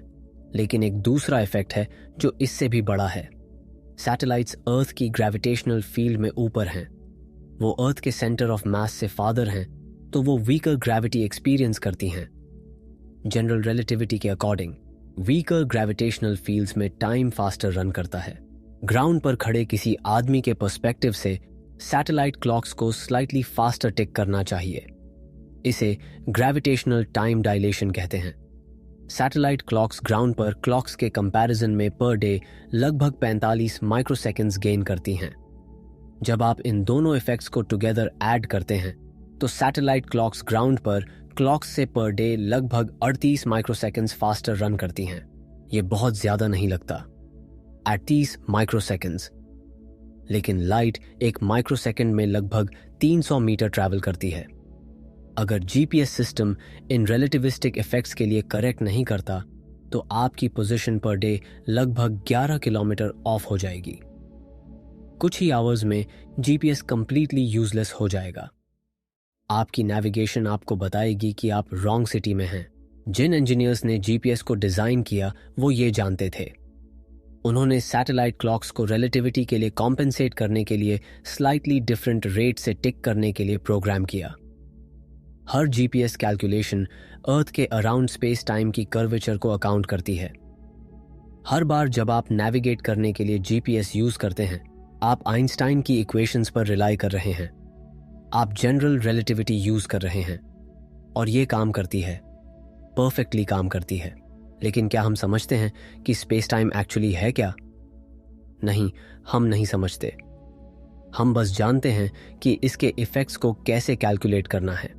यहां एक और एग्जाम्पल है जो और भी स्ट्रेंजर है। सोना, मेटल, सोने का एक डिस्टिंक्टिव येलो कलर होता है। ये केवल मेटल है जो येलो दिखती है। चांदी सिल्वरी वाइट है, तांबा रेडिश है, लोहा ग्रे है, लेकिन सोना येलो है। क्यों? इसका जवाब रिलेटिविटी को इन्वॉल्व करता है। एटम्स स्पेसिफिक फ्रीक्वेंसीज पर लाइट अब्सॉर्ब और इमिट करते हैं उनके इलेक्ट्रॉन्स की एनर्जी लेवल्स के डिपेंड में। मोस्ट मेटल्स के लिए जो लाइट फ्रीक्वेंसी वो अब्सॉर्ब करती हैं वो अल्ट्रावायलेट रेंज में होती है, विजिबल लाइट से हायर एनर्जी। तो वो सारी विजिबल लाइट रिफ्लेक्ट करती हैं और सिल्वरी या ग्रे दिखती हैं। लेकिन सोना अलग है। सोने के एटम्स हैवी हैं। उनमें न्यूक्लियस में 69 प्रोटॉन्स हैं जो एक स्ट्रॉन्ग इलेक्ट्रिक फील्ड क्रिएट करते हैं। सबसे इनरमोस्ट इलेक्ट्रॉन्स इस स्ट्रॉन्ग फील्ड में बहुत फास्ट मूव कर रहे हैं, इतने फास्ट कि रिलेटिविस्टिक इफेक्ट्स इंपॉर्टेंट हो जाते हैं। स्पेशल रिलेटिविटी के अकॉर्डिंग जैसे जैसे इलेक्ट्रॉन्स फास्टर मूव करते हैं उनकी मास इफेक्टिवली इंक्रीज होती है। ये एटम में एनर्जी लेवल्स के बीच स्पेसिंग को चेंज करता है। सोने के लिए ये रिलेटिविस्टिक इफेक्ट एनर्जी लेवल्स को इतना शिफ्ट करता है कि सोना अल्ट्रावायलेट की बजाय ब्लू लाइट अब्सॉर्ब करता है। जब व्हाइट लाइट सोने से टकराती है तो ब्लू फ्रीक्वेंसीज अब्सॉर्ब हो जाती हैं और बाकी लाइट जो रिफ्लेक्ट होती है वो येलो है। सोने का कलर एक रिलेटिविस्टिक इफेक्ट है। स्पेशल रिलेटिविटी के बिना सोना मोस्ट दूसरी मेटल्स की तरह सिल्वरी दिखता। सेम चीज मर्क्यूरी के साथ होती है। मर्क्यूरी केवल मेटल है जो रूम टेम्परेचर पर लिक्विड है। क्यों? फिर से रिलेटिविटी। मर्क्यूरी एटम्स में 80 प्रोटॉन्स हैं और सबसे इनर मोस्ट इलेक्ट्रॉन्स इतनी फास्ट मूव कर रहे हैं कि रिलेटिविस्टिक इफेक्ट्स मर्क्यूरी एटम्स के बीच बॉन्ड्स को वीकर बना देते हैं देन वो अदरवाइज होते। एटम्स इतनी स्ट्रांगली एक साथ स्टिक नहीं होते तो मर्क्यूरी बहुत लोअर टेम्परेचर पर मेल्ट हो जाता है देन आप एक्सपेक्ट करेंगे। रिलेटिविटी के बिना मर्क्यूरी रूम टेम्परेचर पर एक सॉलिड होता और थर्मोमीटर्स बहुत डिफरेंटली काम करते। ये सिक्यूरियोसिटीज नहीं हैं, ये एवरीडे मटेरियल्स में रिलेटिविटी के रियल मेजरेबल इफेक्ट्स हैं। जिस यूनिवर्स में हम रहते हैं हमारे अराउंड एलिमेंट्स की प्रॉपर्टीज स्पेस टाइम की कर्वेचर और टाइम की फ्लेक्सिबिलिटी से शेप्ड हैं। और हम इन इफेक्ट्स को यूज करते हैं बिना इनके बारे में सोचे। यहाँ एक और है, पूरा इंटरनेट। खैर, पूरा इंटरनेट नहीं, लेकिन इसका एक significant part. Fibre optic cables data को लाइट की पल्सेस के रूप में कैरी करती हैं। इन पल्सेस की टाइमिंग इनक्रेडिबली प्रिसाइज है। Long distance fibre optic communication के लिए, स्पेशली उन चीज़ों के लिए जैसे फाइनेंशियल ट्रांजैक्शंस जहां माइक्रोसेकेंड्स मैटर करते हैं, इंजीनियर्स को रिलेटिविस्टिक इफेक्ट्स के लिए अकाउंट करना पड़ता है। अलग अलग एल्टीट्यूड्स पर केबल्स स्लाइटली अलग ग्रेविटेशनल टाइम डायलेशन एक्सपीरियंस करती हैं। डिफरेंस टाइनी है, लेकिन हाई स्पीड नेटवर्क्स में जो per second billions of bits transmit कर रहे हैं, even tiny timing errors add up होती हैं। जनरल रिलेटिविटी पर बेस्ड करेक्शंस सिंक्रोनाइजेशन सिस्टम्स में बिल्ट इन हैं। और भी इंप्रेसिव है LIGO, the laser interferometer gravitational wave observatory. LIGO को ग्रेविटेशनल वेव्स डिटेक्ट करने के लिए डिजाइन किया गया है। स्पेस टाइम में रिपल्स जो वायलेंट कॉस्मिक इवेंट्स जैसे कोलाइडिंग ब्लैक होल्स या न्यूट्रॉन स्टार्स से कॉज्ड होते हैं। ये रिपल्स स्पेस को स्ट्रेच और स्क्वीज करते हैं जैसे वो पास थ्रू करते हैं। इफेक्ट इनक्रेडिबली स्मॉल है। जब एक ग्रेविटेशनल वेव अर्थ से पास थ्रू करती है तो वो 2 पॉइंट्स के बीच डिस्टेंस को जो 4 किलोमीटर से सेपरेटेड हैं, एक प्रोटॉन की विड्थ के 10,000वें हिस्से से कम चेंज कर सकती है। मुझे इसे पर्सपेक्टिव में डालने दीजिए। एक प्रोटॉन लगभग 10 की पावर -15 मीटर अक्रॉस है। इसका 10,000वां हिस्सा 10 की पावर -19 मीटर है। लाइगो डिटेक्टर्स उतनी स्मॉल डिस्टेंस में चेंजेस मेजर कर सकते हैं। आपको स्केल का सेंस देने के लिए, अगर अर्थ और नियरेस्ट स्टार प्रॉक्सिमा सेंटोरी के बीच की डिस्टेंस लगभग 40 ट्रिलियन किलोमीटर एक ह्यूमन हेयर की विड्थ से चेंज हो जाए, लगभग 1/10 मिलीमीटर, तो लाइगो इसे डिटेक्ट कर पाएगा। लाइगो इसे डिटेक्ट करता है एक लेजर बीम को स्प्लिट करके दोनों हाफ्स को परपेंडिकुलर टनल्स में भेजकर जो 4 किलोमीटर लॉन्ग हैं, उन्हें एंड्स पर मिरर से बाउंस करके और फिर उन्हें रिकम्बाइन करके। अगर एक ग्रेविटेशनल वेव पास थ्रू होती है जबकि लाइट ट्रैवल कर रही है, तो डिटेक्टर की एक आर्म स्लाइटली स्ट्रेच होगी जबकि दूसरी स्लाइटली स्क्वीज होगी। ये हर आर्म में लाइट को ट्रैवल करने में लगने वाले टाइम में एक टाइनी चेंज क्रिएट करता है, और जब बीम्स रिकम्बाइन होते हैं तो वो एक इंटरफेरेंस पैटर्न क्रिएट करते हैं जो पासिंग वेव को रिवील करता है। इंटरफेरेंस पैटर्न चेंज होता है क्योंकि लाइट वेव्स एक आर्म के स्ट्रेच होने और दूसरे के स्क्वीज होने के बाद स्लाइटली आउट ऑफ फेज हैं। पहली डिटेक्शन 14 सितंबर 1915 को हुई। ये लाइगो की फर्स्ट साइंस रन का फर्स्ट दिन था, एक मेजर अपग्रेड के बाद। सिग्नल लुइजियाना में डिटेक्टर पर सुबह 5:51 पर सेंट्रल डेलाइट टाइम अराइव हुआ। 7 मिलीसेकंड्स बाद वो वॉशिंगटन स्टेट में डिटेक्टर पर अराइव हुआ। सिग्नल लगभग एक 5वें सेकंड तक लास्ट हुआ, लगभग 35 हर्ट्ज की फ्रीक्वेंसी से स्टार्ट होकर क्विकली लगभग 250 हर्ट्ज तक राइज करते हुए बिफोर अब्रप्टली कट ऑफ होने से पहले। ये पैटर्न एग्जैक्टली वही है जो आप 2 ब्लैक होल से एक्सपेक्ट करेंगे, जो एक दूसरे में स्पाइरल कर रहे हैं और मर्ज कर रहे हैं। एनालिसिस ने दिखाया कि दोनों ब्लैक होल्स में से हर एक में सन की मास का लगभग 30 गुना था। वो बिलियंस ऑफ ईयर्स से एक दूसरे को ऑर्बिट कर रहे थे, ग्रेजुअली इनवर्ड स्पाइरल करते हुए जैसे जैसे वो ग्रेविटेशनल वेव्स को एनर्जी लूज कर रहे थे। Final fraction of a second में वो पर सेकंड हंड्रेड्स ऑफ टाइम्स एक दूसरे को ऑर्बिट कर रहे थे, लाइट स्पीड के सिग्निफिकेंट फ्रैक्शंस पर मूव कर रहे थे।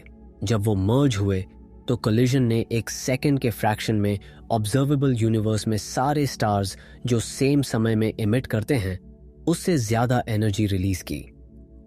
लगभग 3 सोलर मैसेस के बराबर एनर्जी 3 सन्स को अनाइलेट करने और उनकी सारी मास को डायरेक्टली एनर्जी में कन्वर्ट करने के इक्विवेलेंट 1 सेकंड से कम में ग्रेविटेशनल वेव्स के रूप में रेडिएट हुई। वो एनर्जी लाइट की स्पीड से स्पेस टाइम में रिपल्स के रूप में बाहर की तरफ रेडिएट हुई।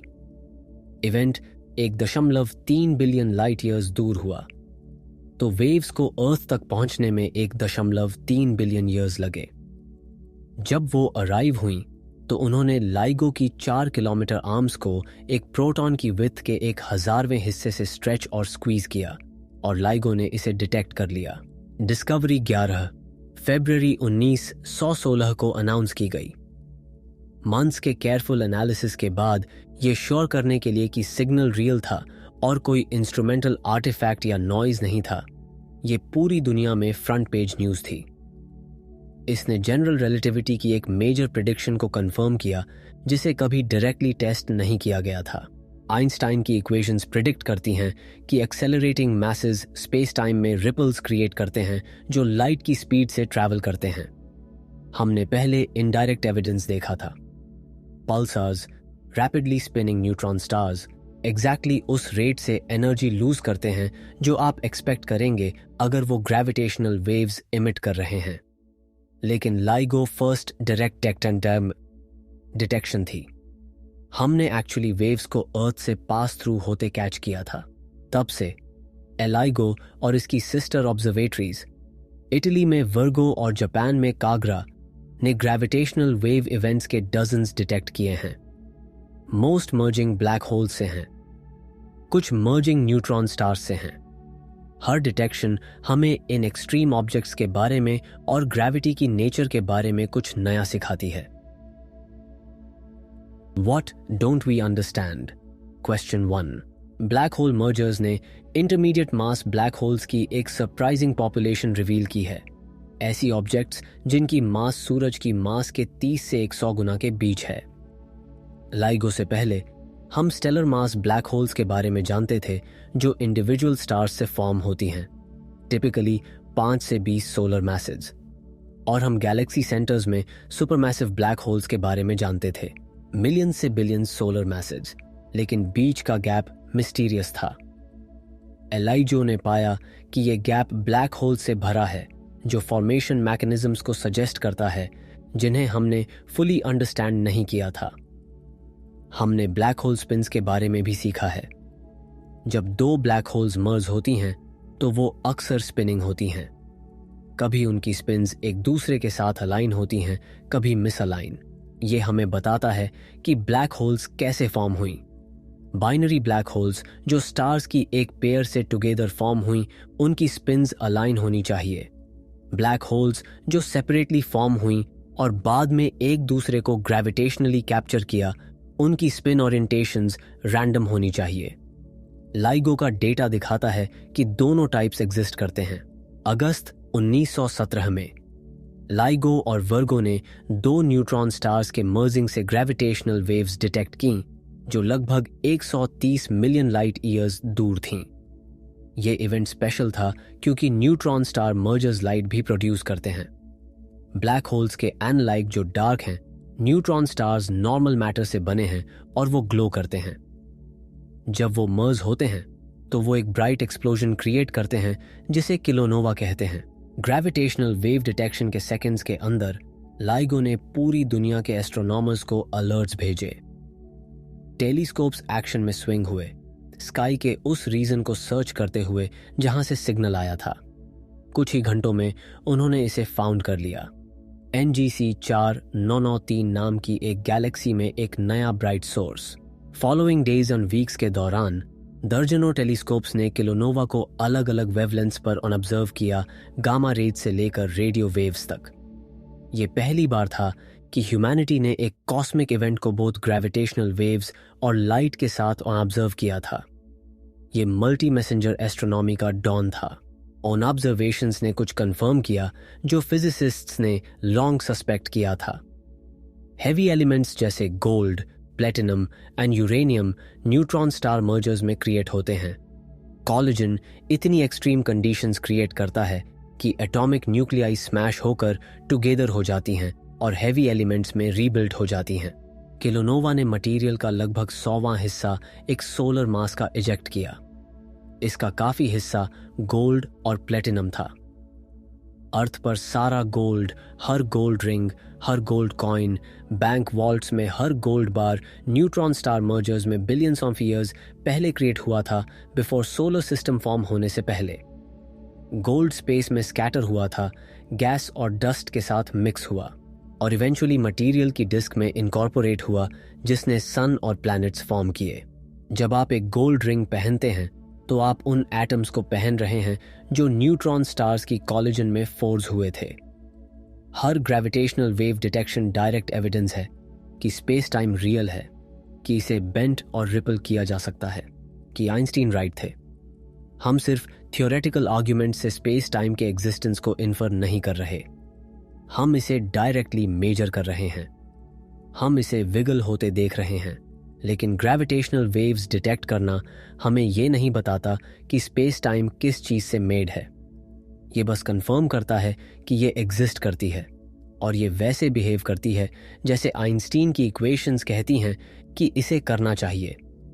ये एयर में ट्रैवल करने वाली साउंड वेव्स को डिटेक्ट करने जैसा है। आप वेव्स को मेजर कर सकते हैं, उनकी प्रॉपर्टीज स्टडी कर सकते हैं, उन्हें कम्युनिकेट करने और म्यूजिक बनाने के लिए यूज कर सकते हैं, लेकिन साउंड वेव्स को मेजर करना आपको ये नहीं बताता कि एयर किस चीज से मेड है।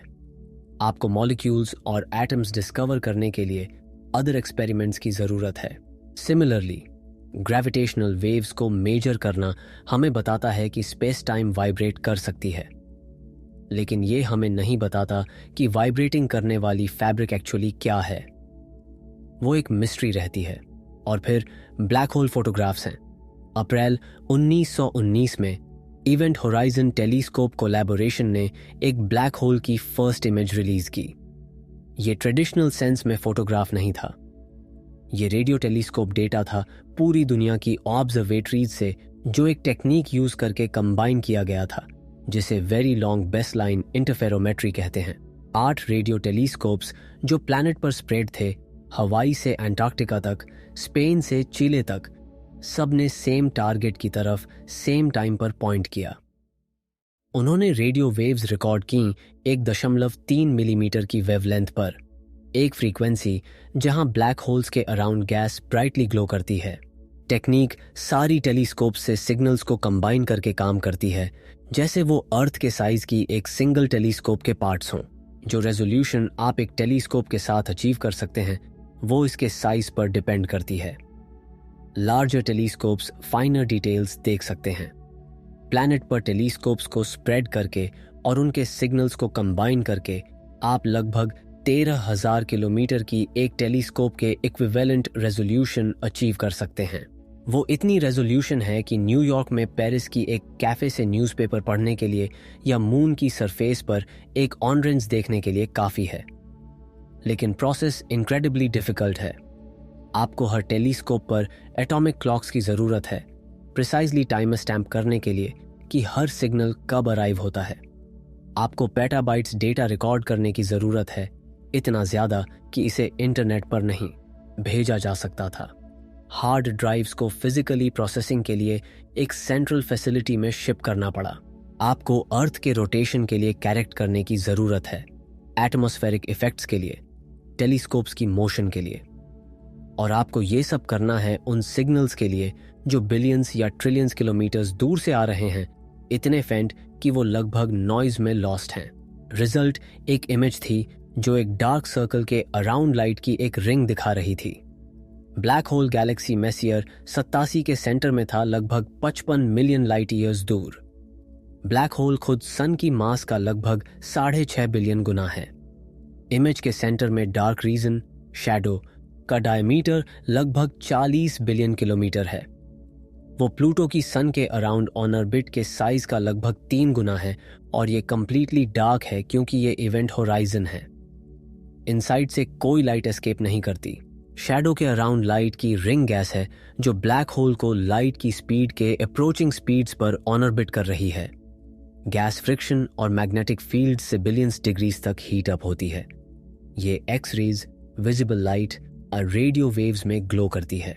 इमेज में हम जो लाइट देखते हैं वो ब्लैक होल के अराउंड स्पेस टाइम की एक्सट्रीम कर्वेचर से बेंट हुई है। कुछ फोटॉन्स एस्केप करने से पहले ब्लैक होल को मल्टीपल टाइम्स ऑन ऑर्बिट करते हैं। कुछ हमारी टेलीस्कोप्स तक पहुंचने के लिए जस्ट इनफ बेंट होते हैं। रिंग एक साइड पर ब्राइटर दिखती है क्योंकि गैस रोटेट कर रही है। एक साइड पर ये हमारी तरफ मूव कर रही है और रिलेटिविस्टिक इफेक्ट्स इसे ब्राइटर दिखाते हैं। दूसरी साइड पर ये अवे मूव कर रही है और ये डिमर दिखती है। आप उस इमेज में जो देख रहे हैं वो ब्लैक होल खुद नहीं है। ब्लैक होल सेंटर में डार्क सर्कल है, वो रीजन जिससे कोई लाइट एस्केप नहीं करती। आप जो देख रहे हैं वो स्पेस टाइम पर ब्लैक होल का इफेक्ट है। हॉट गैस से लाइट कर्व्ड स्पेस टाइम से बेंट, ट्विस्ट, फोकस हो रही है। इमेज आइंस्टीन की प्रिडिक्शंस की एक डायरेक्ट फोटोग्राफ है। शैडो का साइज, रिंग का शेप, ब्राइटनेस डिस्ट्रीब्यूशन, ये सब जनरल रिलेटिविटी पर बेस्ड कंप्यूटर सिमुलेशन से मैच करता है। मई 1922 में कोलैबोरेशन ने 1 सेकंड ब्लैक होल की इमेज रिलीज की। ये हमारी अपनी गैलेक्सी के सेंटर में थी, सैजिटेरियस ए स्टार। ये सन की मास का लगभग 40 लाख गुना है। मेसियर 87 ब्लैक होल से बहुत स्मॉलर, लेकिन ये बहुत क्लोजर है, सिर्फ लगभग 27,000 लाइट ईयर्स दूर इंस्टेड ऑफ 55 मिलियन। फिर से इमेज डार्कनेस के अराउंड लाइट की एक रिंग दिखाती है। आप कर्व्ड स्पेस टाइम को देख रहे हैं। आप फोटॉन्स देख रहे हैं जो अर्थ की जर्नी पर ग्रेविटी से बेंड हुए हैं। इन इमेजेस को एस्ट्रोनॉमी में एवर डन सबसे सोफिस्टिकेटेड डेटा प्रोसेसिंग की जरूरत थी। टेलीस्कोप से रॉ डेटा डायरेक्टली इमेज नहीं दिखाता। ये अलग अलग टेलीस्कोप्स पर सिग्नल्स के बीच कॉरिलेशंस दिखाता है। इसे इमेज में टर्न करने के लिए आपको एल्गोरिथम्स रन करने की जरूरत है जो एसेंशियली एक इनवर्स प्रॉब्लम सॉल्व करते हैं। गिवन दीज कॉरिलेशंस, कौन सी इमेज इन्हें प्रोड्यूस करेगी? बहुत सारी पॉसिबल इमेजेस हैं जो डेटा को फिट कर सकती हैं। तो एल्गोरिथम्स इंक्लूड करते हैं असम्पशंस कि कौन सी इमेजेस लाइकली हैं based on physics and prior knowledge पर। फाइनल इमेज वो है जो बेस्ट डेटा को फिट करती है while satisfying physical constraints. Amazing बात यह है कि डिफरेंट टीम्स डिफरेंट एल्गोरिथम्स और डिफरेंट असम्पशंस यूज करते हुए सब ने वेरी सिमिलर इमेजेस प्रोड्यूस की। रिंग रियल है, शैडो रियल है, आप लाइट को ग्रेविटी से बेंड होते देख रहे हैं। ये इमेजेस आइंस्टीन की प्रेडिक्शंस की लिटरल फोटोग्राफ्स हैं जो विजिबल बनाई गई हैं। ये आर्टिस्ट्स इंटरप्रिटेशंस या कंप्यूटर सिमुलेशंस नहीं हैं, ये रियल डेटा से कंस्ट्रक्टेड इमेजेस हैं। फोटॉन्स जो इवेंट होराइजन के एज से मिलियंस या tens of thousands of light years across travel करके अर्थ तक पहुंचे। हम इस आइडिया को हर सिंगल दिन जीपीएस में, गोल्ड के कलर में, मरकरी की लिक्विडिटी में, फाइबर ऑप्टिक नेटवर्क्स में, ग्रेविटेशनल वेव डिटेक्टर्स में, ब्लैक होल्स की फोटोग्राफ्स में यूज करते हैं। हमने आइंस्टीन के फ्रेमवर्क पर पूरी टेक्नोलॉजीज बिल्ड की हैं और वो बोथ अमेजिंग और अनसेटलिंग है। ये डिस्कवर करने जैसा है कि आपका हाउस एक इनविजिबल फाउंडेशन पर रेस्ट करता है। आप मेजर कर सकते हैं कि ये वेट पर कैसे रिस्पॉन्ड करता है। आप कैलकुलेट कर सकते हैं कि ये स्ट्रेस के अंडर कैसे बेंड होता है। आप प्रिडिक्ट कर सकते हैं कि ये कैसे बिहेव करेगा, लेकिन मटेरियल खुद अननोन रहता है। तो चलिए मिस्ट्री में डिग करते हैं। एग्जैक्टली हम स्पेस टाइम के बारे में क्या नहीं समझते? आंसर सिंपल नहीं है, लेकिन इसे 3 बड़े क्वेश्चंस में ब्रेक डाउन किया जा सकता है। 3 प्लेसेस जहां हमारी नॉलेज एक वॉल से हिट करती है। 3 पजल्स जो अगर हम इन्हें सॉल्व कर सकें तो फिजिक्स को रेवोल्यूशनाइज करेंगे और पॉसिबली टेक्नोलॉजी को। स्पेस टाइम किस चीज से मेड है? चलिए सबसे बेसिक क्वेश्चन से शुरू करते हैं। स्पेस टाइम क्या है?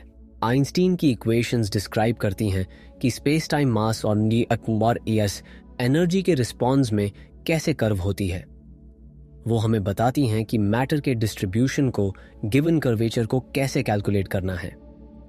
वो प्रिडिक्ट करती हैं कि कर्व्ड स्पेस टाइम में ऑब्जेक्ट्स कैसे मूव होती हैं, लेकिन वो हमें नहीं बताती कि स्पेस टाइम एक्चुअली क्या है। आइंस्टीन की थियोरी में स्पेस टाइम को स्मूथ कंटिन्यूअम की तरह ट्रीट किया जाता है। आप स्पेस में किसी भी पॉइंट पर झूम इन कर सकते हैं और हमेशा स्मॉलर स्केल्स पर मोर स्पेस है। आप टाइम को स्मॉलर एंड स्मॉलर इंटरवल्स में डिवाइड कर सकते हैं और हमेशा मोर टाइम है। स्पेस और टाइम कंटिन्यूअस हैं, इन्फिनिटली डिविजिबल। ये जो स्केल्स हम ऑब्जर्व कर सकते हैं उन पर कैलकुलेशंस के लिए परफेक्टली काम करता है, लेकिन रीजन है बिलीव करने के लिए कि ये होल स्टोरी नहीं हो सकती।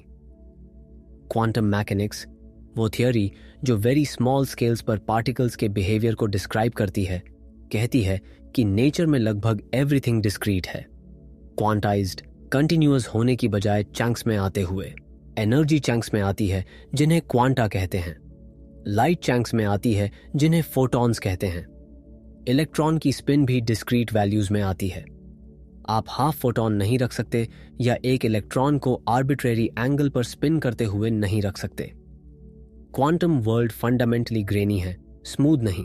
ये सजेस्ट करता है कि स्पेस और टाइम भी वेरी स्मॉल स्केल्स पर क्वांटाइज्ड हो सकते हैं।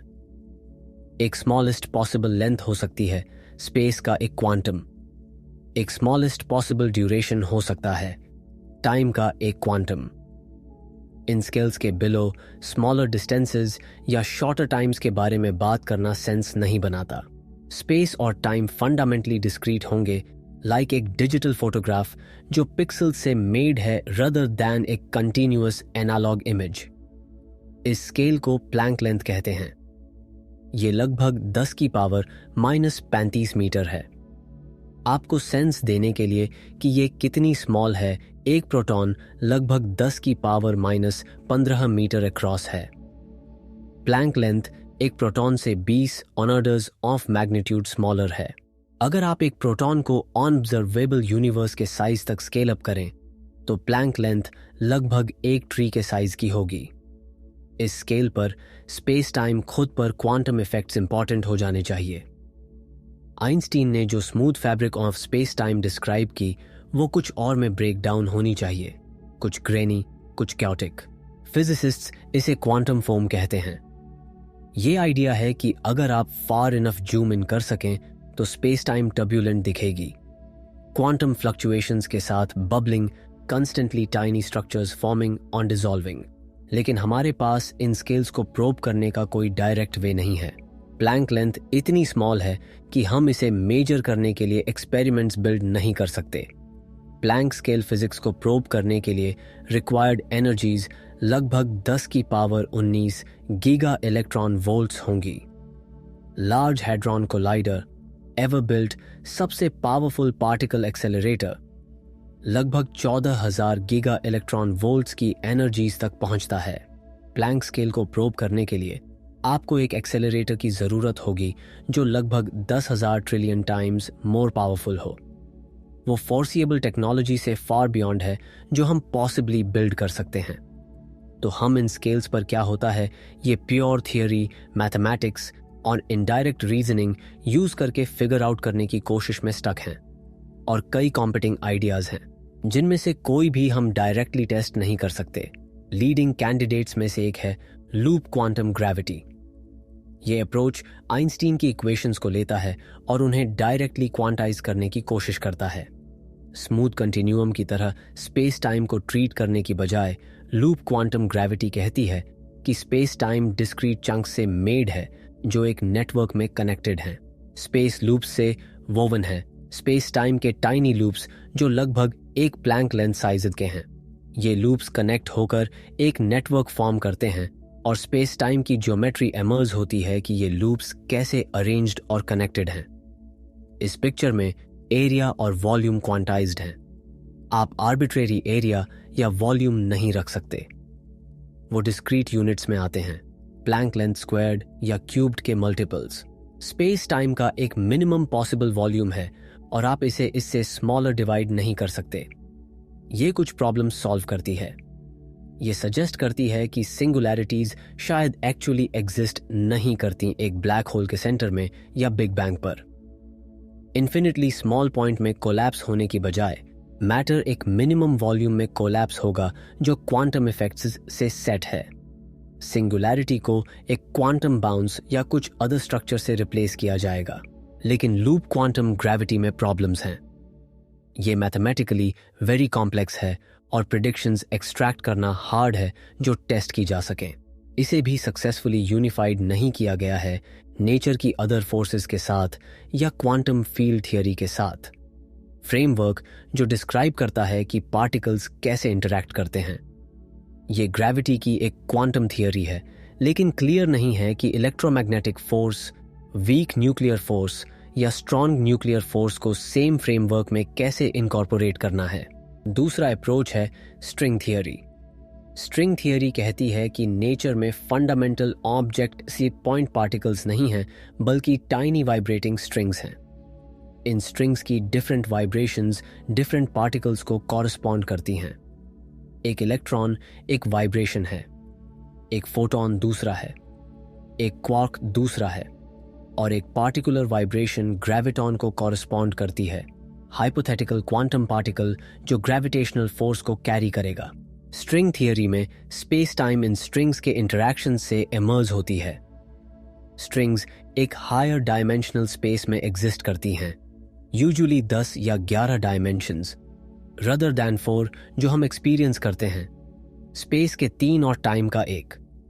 एक्स्ट्रा डायमेंशंस इतने स्मॉल कर्ल अप होते हैं कि हम इन्हें नोटिस नहीं करते, प्लैंक लेंथ के नियर स्केल्स पर कॉम्पैक्टिफाइड। और स्पेस टाइम की ज्योमेट्री, कर्वेचर, जिसे हम ग्रेविटी के रूप में एक्सपीरियंस करते हैं, आता है कि स्ट्रिंग्स इस हायर डायमेंशनल स्पेस में कैसे मूव और इंटरैक्ट करती हैं। स्ट्रिंग थियरी बहुत वेज में एलिगेंट है। ये नेचुरली ग्रेविटी को इंक्लूड करती है, ग्रेविटी को क्वांटाइज करने के अदर अटेम्प्ट्स के अनलाइक जो मैथमेटिकल इनकंसिस्टेंसीज में रन करते हैं। स्ट्रिंग थियरी मैथमेटिकली कंसिस्टेंट है, ये सारी फोर्सेस को यूनिफाई करती है। Electromagnetism, weak nuclear force, strong nuclear force और ग्रेविटी आज सब सेम फ्रेमवर्क से इमर्ज होती हैं, स्ट्रिंग से जो डिफरेंट वेज में वाइब्रेट कर रही हैं। इसकी एक रिच मैथमेटिकल स्ट्रक्चर है जो एडवांस्ड मैथमेटिक्स के साथ डीपली इंटरकनेक्टेड है। मैथमेटिशियंस ने प्योर मैथमेटिक्स में नए थ्योरम्स और कनेक्शंस डिस्कवर किए हैं स्ट्रिंग थियरी को स्टडी करके। Why this matters. थियरी 70 के दशक में इमर्ज हुई इनिशियली स्ट्रॉन्ग न्यूक्लियर फोर्स को डिस्क्राइब करने के अटेम्प्ट के रूप में। वो वर्कआउट नहीं हुआ, लेकिन फिजिसिस्ट्स को रियलाइज हुआ कि थियरी नेचुरली ग्रेविटी की एक डिस्क्रिप्शन कंटेन करती थी। 80 और 90 के दशक में स्ट्रिंग थियरी ने रैपिड डेवलपमेंट एक्सपीरियंस किया। फिजिसिस्ट्स ने डिस्कवर किया कि एक्चुअली स्ट्रिंग थियरी के 5 डिफरेंट वर्जन्स थे, सब मैथमेटिकली कंसिस्टेंट लेकिन अपेरेंटली डिफरेंट। ये पजलिंग था। अगर स्ट्रिंग थियरी नेचर की फंडामेंटल थियरी थी तो सिर्फ एक वर्जन होना चाहिए।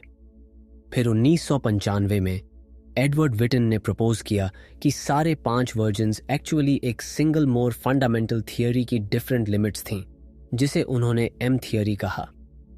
एम थियरी 11 डायमेंशंस में वर्क करती है, स्पेस के 10 और टाइम का 1। 5 स्ट्रिंग थियरीज इसी अंडरलाइंग थियरी को देखने के डिफरेंट वेज हैं। ये एक मेजर यूनिफिकेशन था जो सजेस्ट कर रहा था कि स्ट्रिंग थियरी ट्रूली यूनिक हो सकती है। स्ट्रिंग थियरी ने स्टैंडर्ड मॉडल से बियॉन्ड फिजिक्स के बारे में कंक्रीट प्रिडिक्शंस की हैं। ये सुपरसिमेट्री को प्रिडिक्ट करती है, एक हाइपोथेटिकल सिमेट्री जो डिफरेंट स्पिन्स के पार्टिकल्स को रिलेट करती है। हर नोन पार्टिकल के लिए एक सुपरसिमेट्रिक पार्टनर होना चाहिए। इलेक्ट्रॉन का एक पार्टनर होगा जिसे सेलेक्ट्रॉन कहते हैं, क्वार्क्स के पार्टनर होंगे जिन्हें स्क्वार्क्स कहते हैं, फोटॉन्स के पार्टनर होंगे जिन्हें फोटिनोस कहते हैं।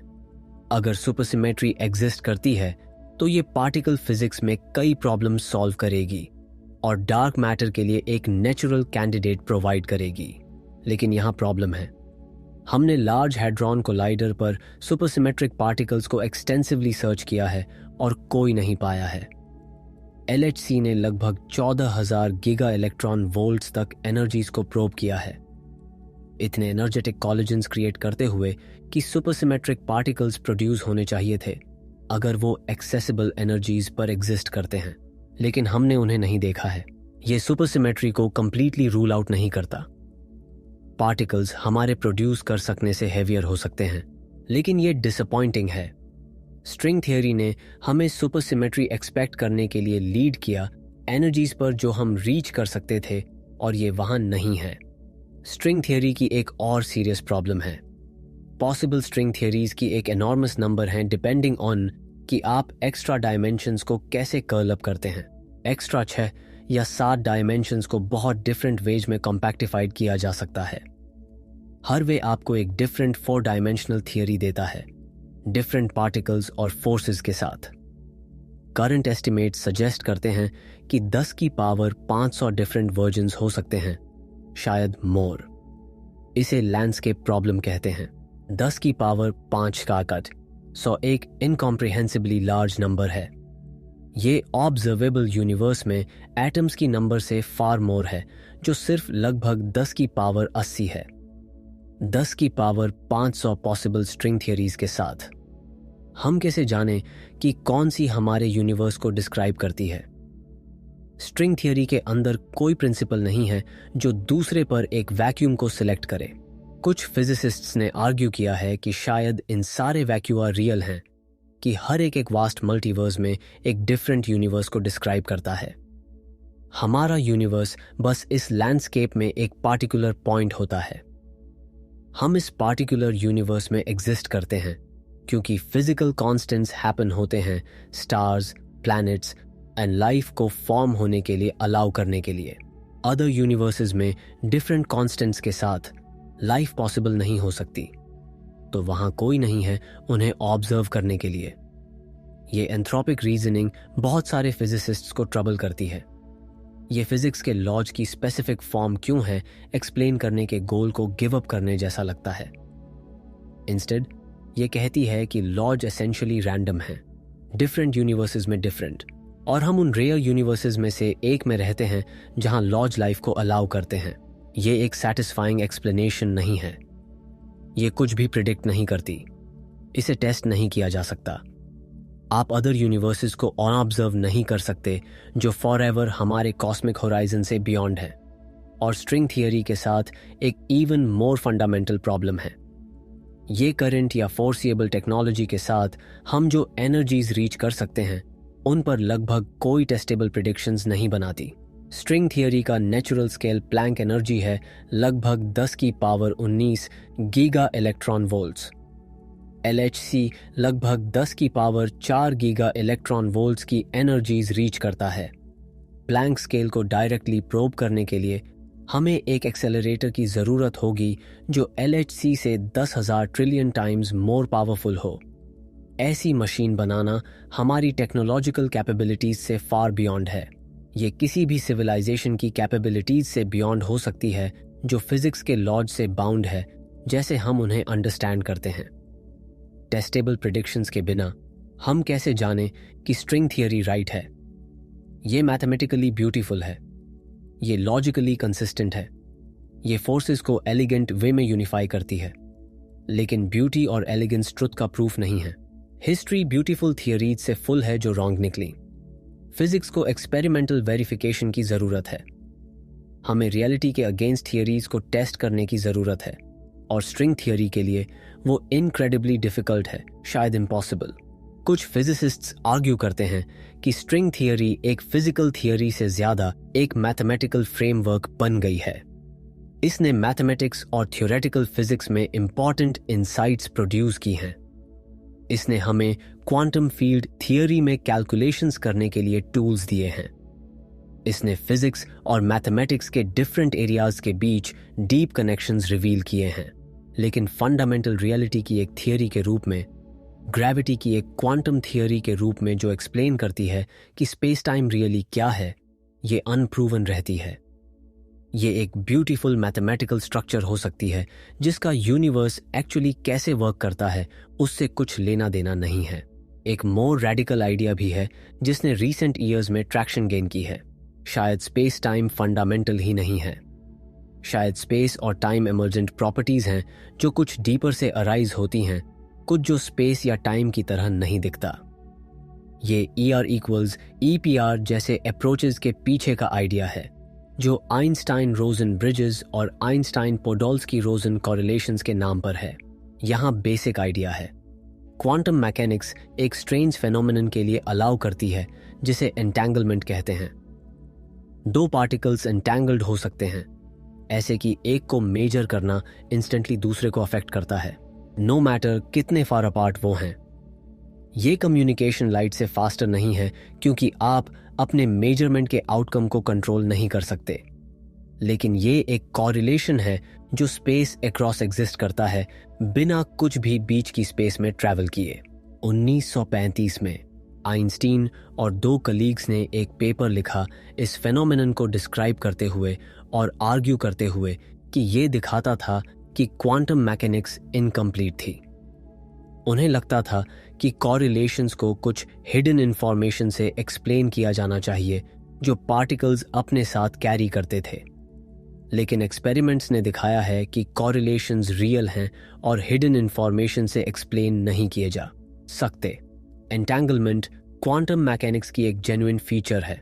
1935 में भी आइंस्टीन और नेथन रोजन ने जनरल रिलेटिविटी के सॉल्यूशंस के बारे में एक पेपर लिखा जो वर्म होल्स कंटेन करते थे, स्पेस टाइम में शॉर्टकट्स जो डिस्टेंट रीजन्स को कनेक्ट करते हैं।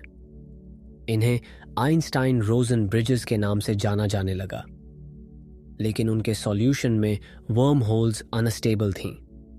वो कोलैप्स हो जाती बिफोर कुछ भी उनसे पास हो सके। रीसेंट ईयर्स में फिजिसिस्ट्स ने वंडर किया है कि क्या एंटेंगलमेंट और वर्म होल्स के बीच कनेक्शन हो सकता है।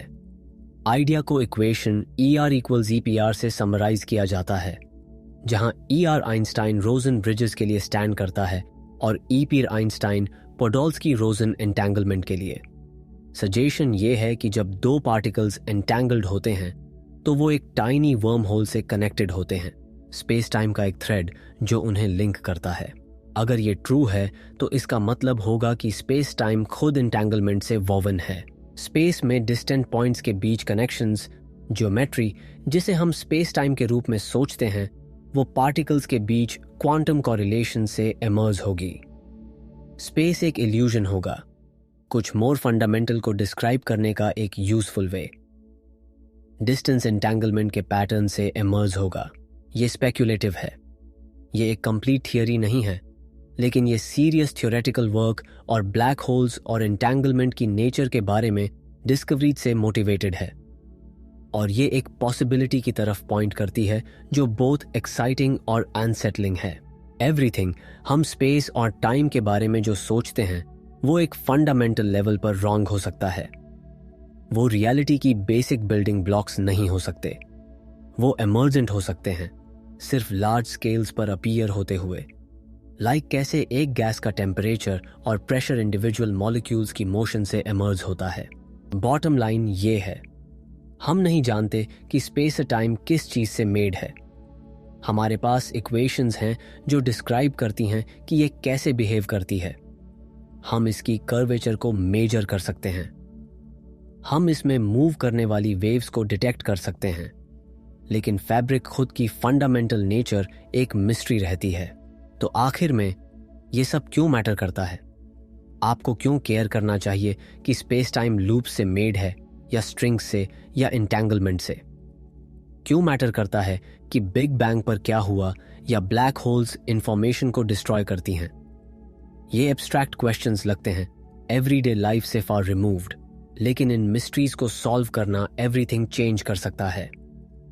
पहला, स्पेस टाइम को फंडामेंटल लेवल पर समझना रियलिटी की पिक्चर को कंप्लीट करेगा जो फिजिक्स सेंचुरीज ट्रीट से बिल्ड कर रही है। राइट नाउ हमारे पास 2 ग्रेट थियरीज हैं, जनरल रिलेटिविटी ग्रेविटी और यूनिवर्स के लार्ज स्केल स्ट्रक्चर को डिस्क्राइब करती है। क्वांटम मैकेनिक्स स्मॉल स्केल्स पर पार्टिकल्स और फोर्सेस को डिस्क्राइब करती है। दोनों थियरीज एक्स्ट्राऑर्डिनरीली सक्सेसफुल हैं। उन्हें काउंटलेस टाइम्स टेस्ट किया गया है और कभी फेल नहीं हुई, लेकिन दोनों अपने करंट फॉर्म्स में राइट नहीं हो सकती क्योंकि वो एक दूसरे को कॉन्ट्रैडिक्ट करती हैं। ग्रेविटी की एक quantum theory in 2 pillars of physics को यूनिफाई करेगी। ये हमें ऑल स्केल्स पर यूनिवर्स को समझने के लिए एक सिंगल कंसिस्टेंट फ्रेमवर्क देगी, स्मॉलेस्ट पार्टिकल्स से लेकर लार्जेस्ट स्ट्रक्चर्स तक, और ये लगभग सर्टनली नया फिजिक्स रिवील करेगी, नए फेनोमेना जिनकी हमने अभी तक इमेजिन नहीं की। हिस्ट्री सजेस्ट करती है कि फिजिक्स में मेजर यूनिफिकेशंस टेक्नोलॉजिकल रेवोल्यूशंस की तरफ लीड करते हैं। जब मैक्सवेल ने 80 के दशक में इलेक्ट्रिसिटी और मैग्नेटिज्म को यूनिफाई किया तो इसने रेडियो, टेलीविजन, टेलीकम्युनिकेशंस और ऑल ऑफ मॉडर्न इलेक्ट्रॉनिक्स की तरफ लीड किया। जब 20वीं सदी के अर्ली में क्वांटम मैकेनिक्स डेवलप हुई तो इसने सेमीकंडक्टर्स, ट्रांजिस्टर्स, लेजर्स और कंप्यूटर्स की तरफ लीड किया। मॉडर्न टेक्नोलॉजी का हर पीस क्वांटम मैकेनिक्स पर रिलाई करता है। जब आइंस्टीन ने रिलेटिविटी डेवलप की तो ये एब्स्ट्रैक्ट और इम्प्रैक्टिकल लगी, लेकिन जीपीएस सैटेलाइट्स रिलेटिविस्टिक करेक्शंस पर रिलाई करते हैं। न्यूक्लियर एनर्जी आइंस्टीन की इक्वेशन E=mc² से आती है, जो दिखाती है कि मास और एनर्जी इक्विवेलेंट हैं। तो अगला क्या? हम कहाँ जा रहे हैं? जवाब ये है, हम नहीं जानते। और वो ही तो सबसे एक्साइटिंग बात है। हम फ्रंटियर पर खड़े हैं, अननोन में देख रहे हैं। कॉस्मिन परिवार, आज हमने जो जर्नी की वो सिर्फ शुरुआत है। स्पेस टाइम की मिस्ट्री हमें याद दिलाती है कि साइंस कभी सेटल्ड नहीं होती, कभी कंप्लीट नहीं होती। हर आंसर नए क्वेश्चंस की तरफ लीड करता है। हर डिस्कवरी नई मिस्ट्रीज रिवील करती है। आइंस्टीन ने हमें स्पेस टाइम दी 100 साल पहले। इसने फिजिक्स को रेवोल्यूशनाइज किया, लेकिन स्टोरी खत्म नहीं हुई। अगला चैप्टर अभी लिखा जाना बाकी है, और शायद, बस शायद, हम में से कोई या हमारे बच्चे या उनके बच्चे उस आंसर को देखेंगे। अगर आपको ये डीप एक्सप्लोरेशन पसंद आया तो कॉज़माइंड को सब्सक्राइब करना ना भूलें। लाइक करें, शेयर करें और कमेंट में बताएं कि आप स्पेस टाइम के बारे में क्या सोचते हैं। यूनिवर्स मिस्ट्रीज से भरा है और हम साथ मिलकर इन्हें एक्सप्लोर करते रहेंगे। अगली बार तक ऊपर देखते रहो। शुक्रिया।